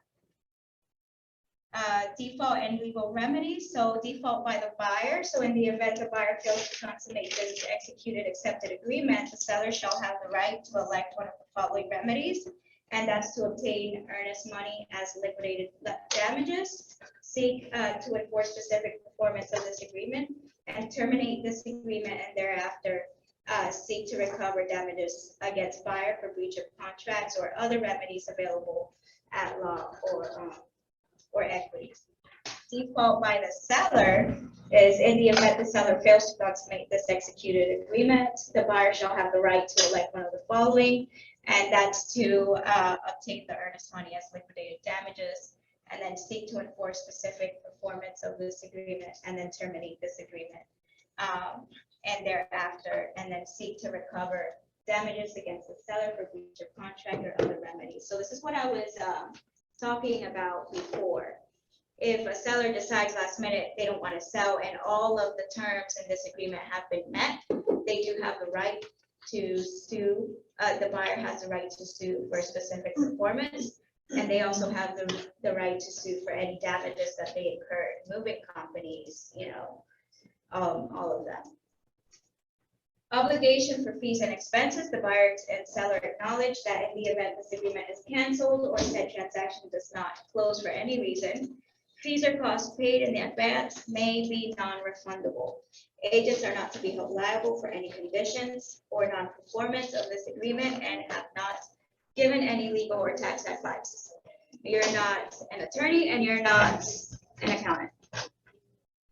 Electronic signatures, this gives you the right to be able to send forms to them electronically, and it gives them the right to sign them. And it makes their electronic signature valid and still binding. Disclosure, so the purchase price and the terms of the sale may be disclosed after closing to any MLS systems, as well as appraisers, agents, buyers, sellers, and others by the real estate companies for use in the ordinary conduct of their business. All parties to this agreement are advised to seek other services or compare costs of services in these related fields to do business with whomever or wherever is most desirable to them. So this is your mortgage that they can shop around. They can shop around for title companies. They can basically just shop around and choose whoever they think is best for them. And also that this sale is going to be on the MLS. It'll say what the house sold for and everything. Their personal names are not going to be released, are not going to be, out there for the public, but someone can have access to, the county Delta systems and still find it there. Other agreements and disclaimer. So this one basically is saying that should anything happen to the property after they close, that you as the agent are not responsible for that. And even though that's in here, it's really just in there. It's not keeping them from thinking it's your fault that they found fungus in their bathroom 3 weeks after they closed. But it is there. You're not responsible for any structural damages or any structural faults in the house. Fairhope single tax, so if this property is or is not Fairhope single tax, if property is being conveyed, it will be subject to a 99-year lease. Seller or seller's agent to cancel their lease, so a new lease can be issued for closing. The buyer must review a lease orientation packet and a tenant orientation and pay a lease application fee prior to a lease being issued for closing. So no electronic signatures are accepted, so they have to be in there in person. It has to be wet signatures. A current appraisal at buyer's expense must be provided to Fairhope single tax for all sales, including cash sales. So even if it's a cash deal in the Fairhope single tax, they still have to get an appraisal.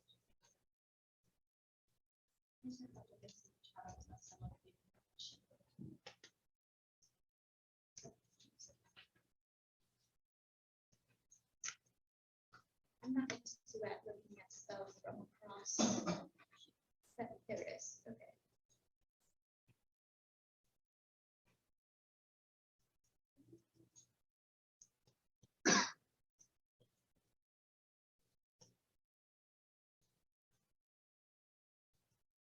Okay, I'll send that out and she can't hear me. I'm muted.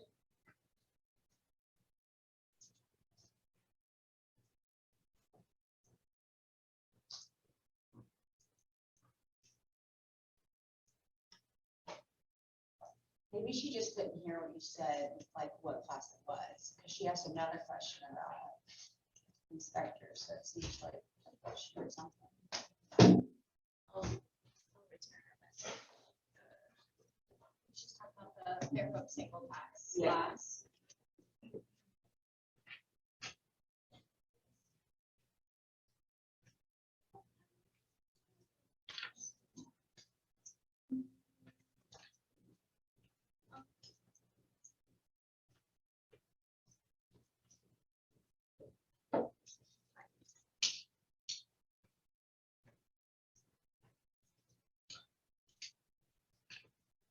And also, if you guys want a copy of this, I'll send it out to whoever's in this class. So send me, like, shoot me a text with your email and I'll send you the list.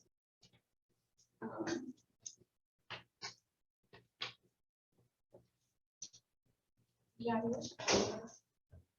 My cell is 251-367-3479.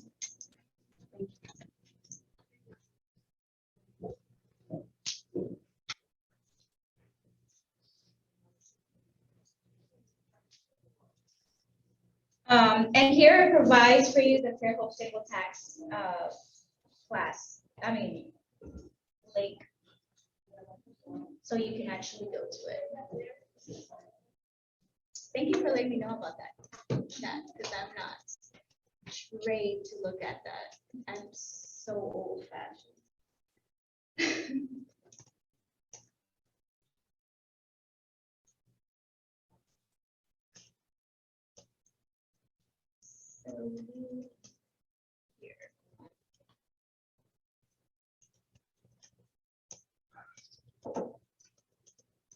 So condominium disclosure. So this property is not a condominium. If it's not a condominium, just leave it at that. Don't go into the rest of this.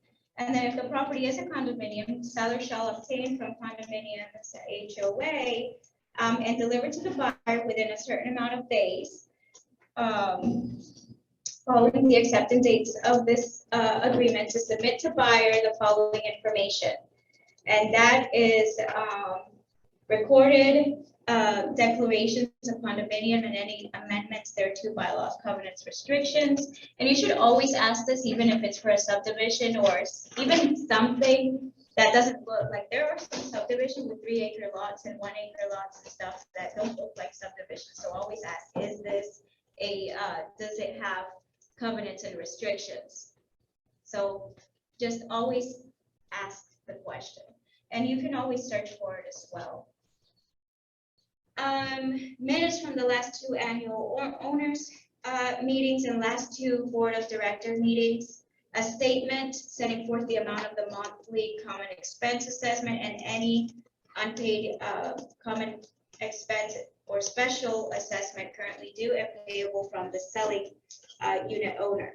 A statement of any other fees payable by unit owners.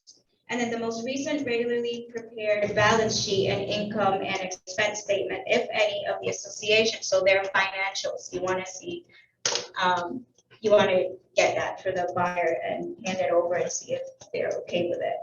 The current operating budget of the association, a statement of any unsatisfied judgments against the association and any pending suit in which the association is a party. And then a statement describing any insurance coverage provided for the benefit of unit owners, a statement of the remaining terms of any leasehold estate affecting the condominium and the provisions governing any extensions or renewals thereof. A statement of any restrictions and the declaration affecting the amount that may be received by a unit owner upon sale, condemnation, casualty, loss to the unit or condominium or any termination of the condominium. And then contact information for the association.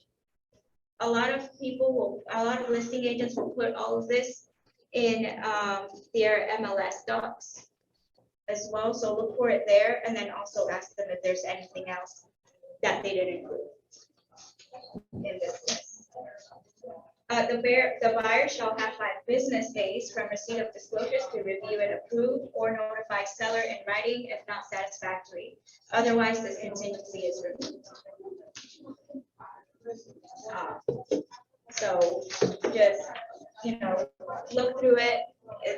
As an agent, you're going to come across more situations and then that buyer. So if you see something that could be a red flag and you're under single agency, be like, I just wanted you to, I highlighted these points, take a really good look and let me know what you think or what your opinion is.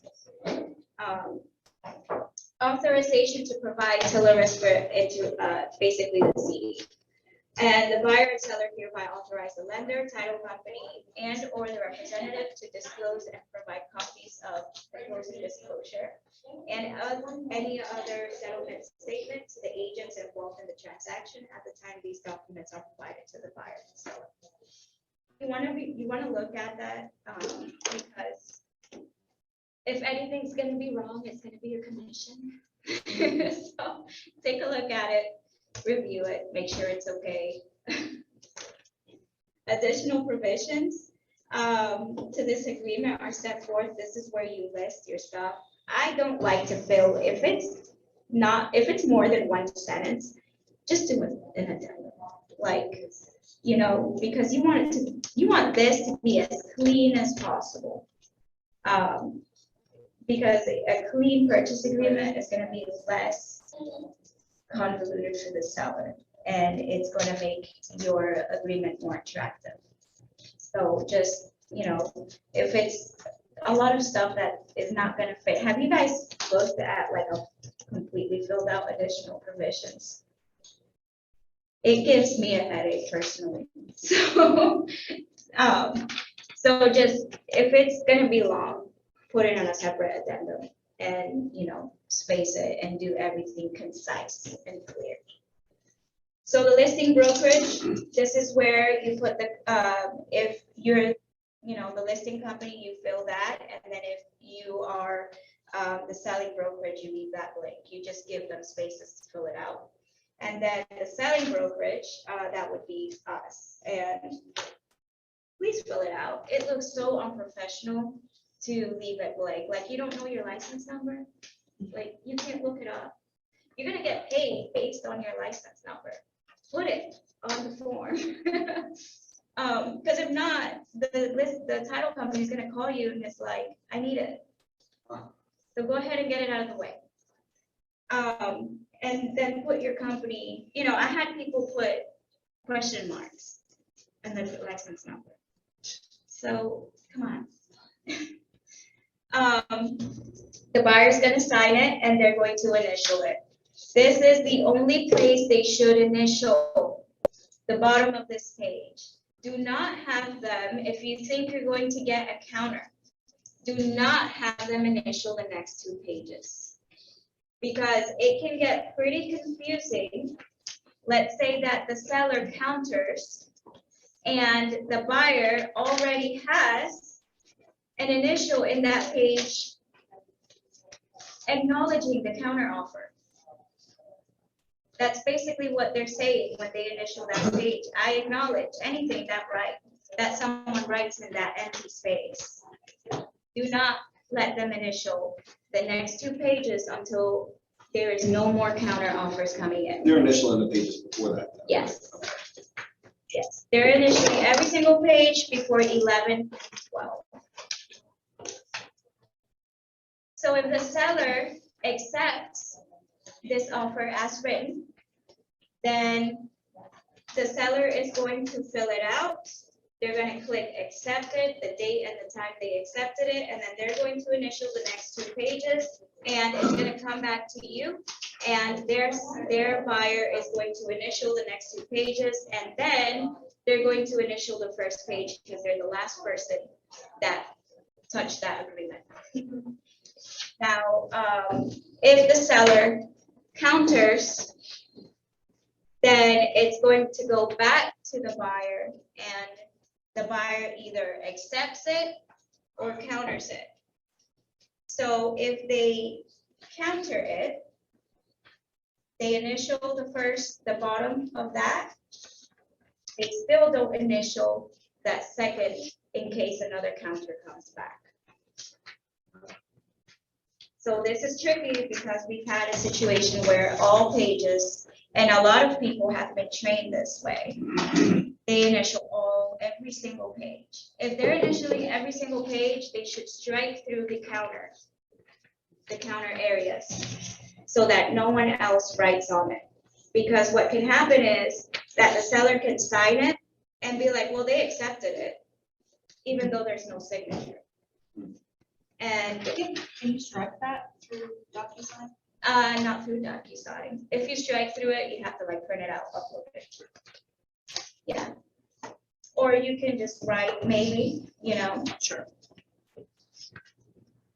So that's just a little, I've heard that a lot of people have been trained to initial every single page. Unless it's new construction and you know there's not a counter. If you know there's not a counter coming back, go ahead and, but if you know there's a counter coming back or there is a possibility of one, do not initial the next 2 pages. So when you're generating it from DocuSign, and you gotta go in there and, you put the squares, a lot of times you have to make sure that each one, can you as the generator, just leave them blank and not actually make them sign those ones there, or does it automatically populate it? In ours, I think it automatically populates their initials. And so if they don't initial there, then that won't allow it to move forward. You remove it before you send it to them. Okay. Yeah, delete the initial boxes. So they don't initial it, and it'll still move forward. You do this on an iPad in person, though? You can, yeah, you could put signing in person, or at location, and then you can scroll Through down. DocuSign or? I personally, if I'm doing in person, I like paper. And if they're doing DocuSign, and they call me over the phone, we go over it together. So, because if they want to DocuSign it, they're either on vacation here or in another state, or a lot of people are busy and they're like, oh, just send it to me, I'll look at it. And also, like, if it's been in their DocuSign a few hours and they haven't even acknowledged it and they told you they're gonna sign it, they must have a question. So follow up, do you guys have any questions for me? And that's because that's how you can judge, are they serious? When I was in new construction, if it sat in their box overnight and they didn't sign it, that there was something wrong. Like they had a question or fear got to them. So, do you have any questions for me? Or what questions do you have for me? I noticed that you haven't opened the document, or I noticed you opened it but didn't sign it. Is there anything I can help you with? And that will give them like the extra push they need to go ahead and get it signed. Addendums to the purchase agreement. So at the top, you have your addendum number. That would be addendum number 1 if it's the first one. And then the purchase agreement dated, that's the date that everyone accepted all terms and conditions. It is not the date of the offer. And then the property address, and then between the buyer and of course the seller, you're gonna let them fill in their own names. And the addendum is to be attached and made part of the purchase agreement. In the event any provisions of this addendum conflict in whole or in any part with the terms of the purchase agreement, the provisions of this addendum will control. So again, this is opening the door to renegotiate everything in the purchase agreement. And then you put in whatever your conditions are. Try to keep it as short as possible. You don't want to be, long run-on paragraphs of the things. If you have additions for, like, if you're doing an addendum for a purchase agreement, number it. My buyer mentioned above would like the following items to be fixed, to be repaired. And then 1, AC to be cleaned, the AC unit outside to be cleaned. 2, water damage, please, patch whatever, like whatever, you want to number them, because sometimes the seller will look at it and be like, we'll only fix 1 through 5. But it keeps it short, sweet, and concise. I can look at it. If there's ever a situation that I need to defend you for something, I can come back to it and I can easily look at it, and you're not having to explain yourself because it's there. Is this a fillable PDF as well? Yes, it is also a fillable PDF, and I recommend that you do everything typed in, because my handwriting's awful. So like you want it to be clear to everyone. And I'm going to pull up this form for you guys to look at. Well, we're going to do our last doc that I really like, is our contingency clauses. So this is something that was shared with me, of course, and it comes in handy because it kind of tells you like how to word things and how to keep it clear. So there's an appraisal lower than purchase price contingency. Some places, like I read an agreement that was a foreclosure, and it said that if it appraised higher than the price that was in the original agreement, that the selling price was going to be, the new sales price was going to be the appraisal price, based on the appraisal price. So if your buyer paid $100,000 and it appraised at 200, then they're now going to have to pay $200,000. So look at it. And these are all worst case scenarios because I'm trying to scare you. So I'm just kidding. It's not often that you're gonna do, but it's just there. I want you to be aware that it's there. So anytime, this is kind of just a resource for you. You have it printed out, and if you have any questions about any of these sentences here or have a hard time understanding what they're saying, reach out to me and and we can go over it. Do you guys have any questions? Did this help anyone? Yes. Yes? How confident do you feel about presenting a purchase agreement? Definitely better. I Yeah. would have not known where to kind of start before this, so now I would at least like see it, and be like, oh, I remember this from here, or I have a question, I know what to ask. Okay.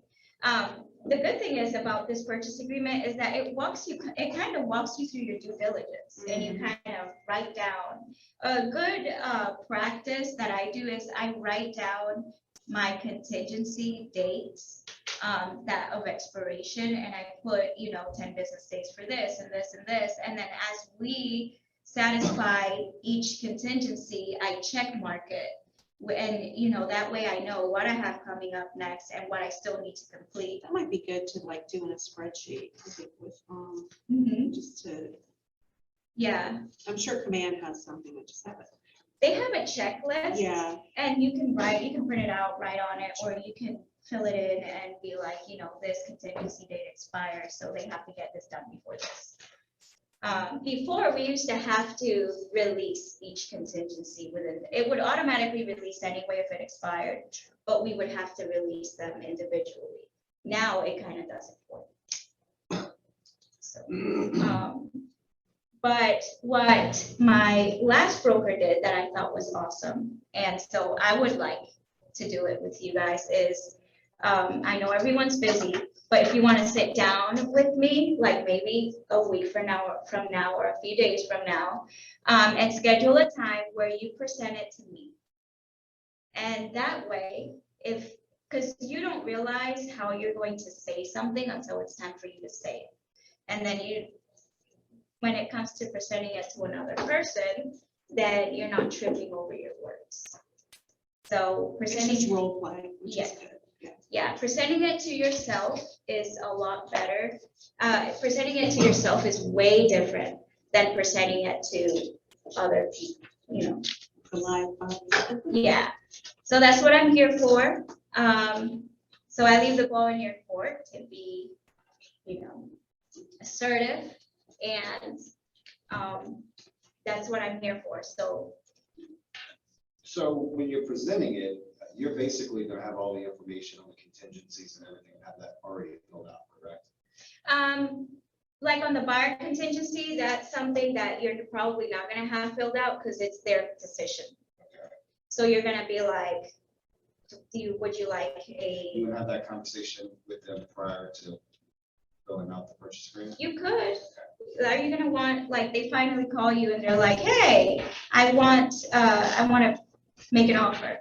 You could go ahead and ask them beforehand, yeah.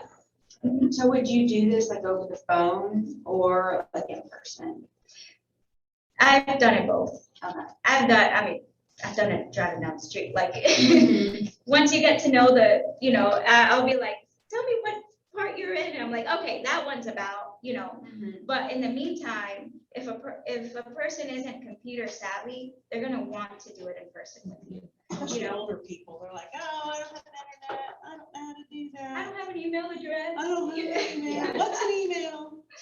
So, you're gonna wanna, let's meet at a coffee shop, let's have lunch. It gives you, time to build rapport, because a lot of our people are, out of town, and you may be gonna see them once. I've had agents come into my community and never met their buyer.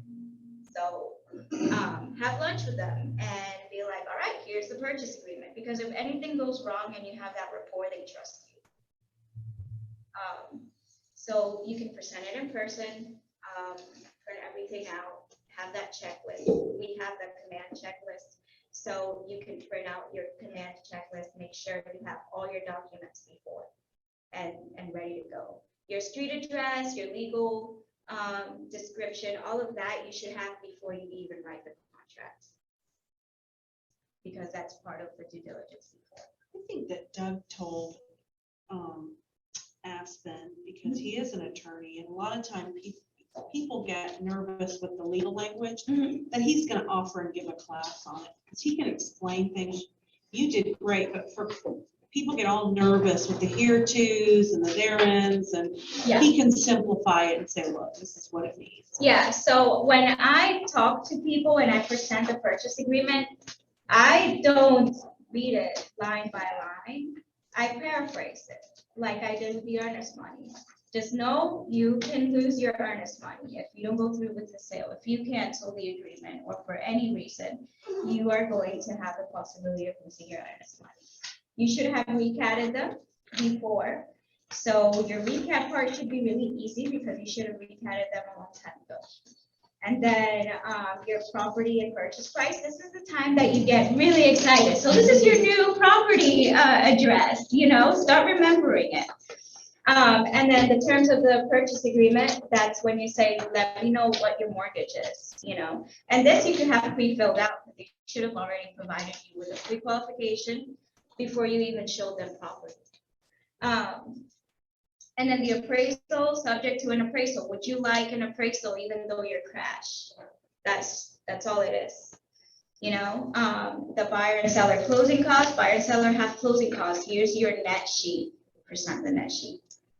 I have a question. So let's say somebody calls you and said, I want to make an offer on the house.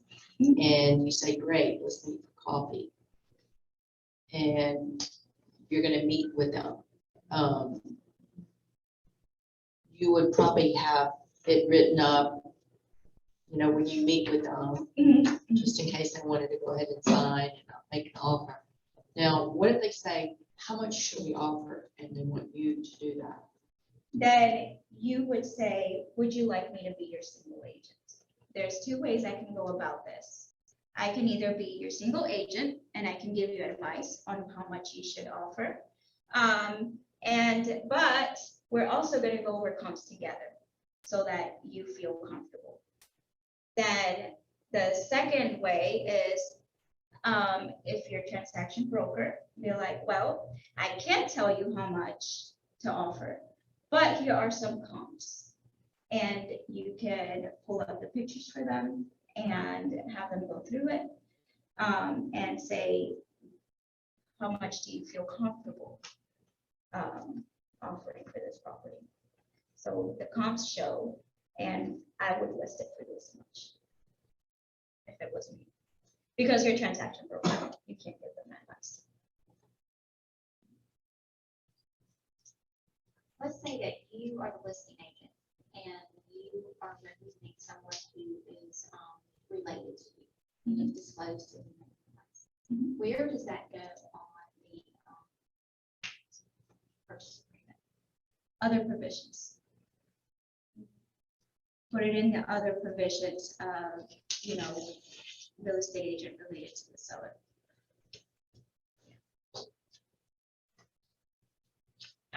But yeah, there's definitely ways, termites and wood destroying, you as a buyer are responsible for a WIR. Here are the companies, call around, and the mortgage company is going to require a WIR. And then systems and components, you check seller does warrant or does not warrant. So you can go through this purchase agreement fairly fast and paraphrase, and you also want them to be aware. Any questions? No? Okay. So like I said, reschedule with me so that you can present to me a purchase agreement. And that way, you feel more confident. So confidence will get you the sale, even if you don't Know what you're doing? what you're doing. That will sell it before anything else. The more confident you are, the more knowledgeable people think you are. So that's it.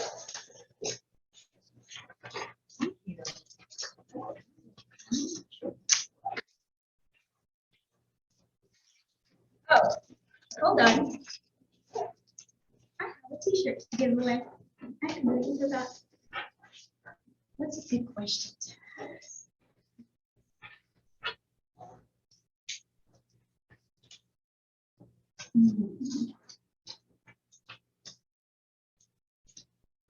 at the team meeting yesterday. So I can't ask those questions.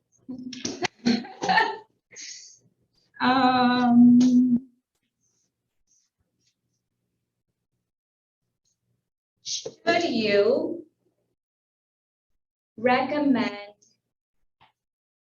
a closing company?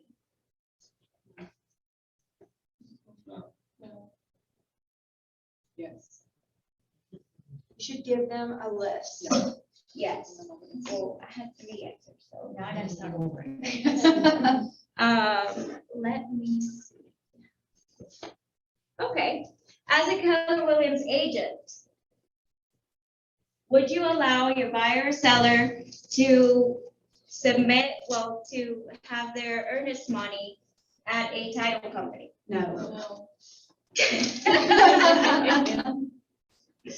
Okay. Get one harder.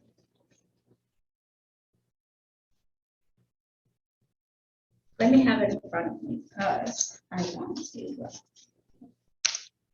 So we're gonna put that. This is gonna be a game question that I have in my class. So Linda, I expect for you.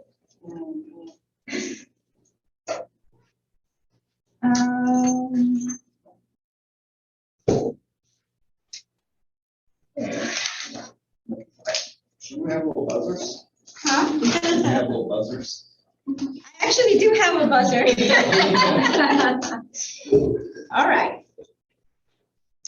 What are your responsibilities as an agent under RECAD? Under recap? Yes, under RECAD as a single agent. You got to tell all of them?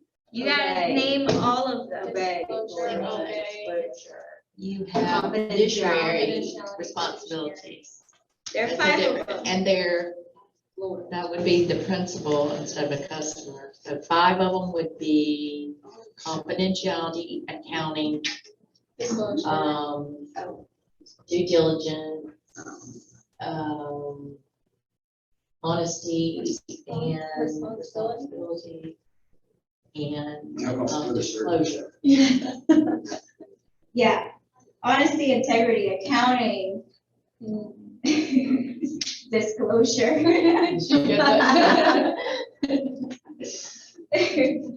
And that's the one thing that, it's hard for me to remember is that the fiduciary responsibility, they're a principal, and if they're if you're a transaction broker, they're a customer.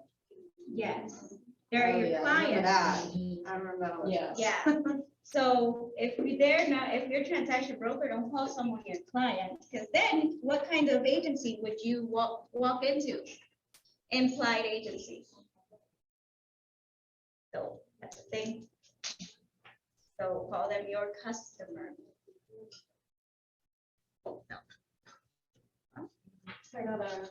You're not their single agent until they sign the. Yes. And is there a charge for that? Do we charge? Yes. You should protect yourself in case they walk into a for sale by owner and that for sale by owner seller does not want to pay you. You should let them know that they could be responsible for 3% of your commission if the for sale by owner does not. And you are going to be acting as their single agent. And if you call the for sale by owner, you get them to sign a single showing, Single show and sell, one-time show and sell.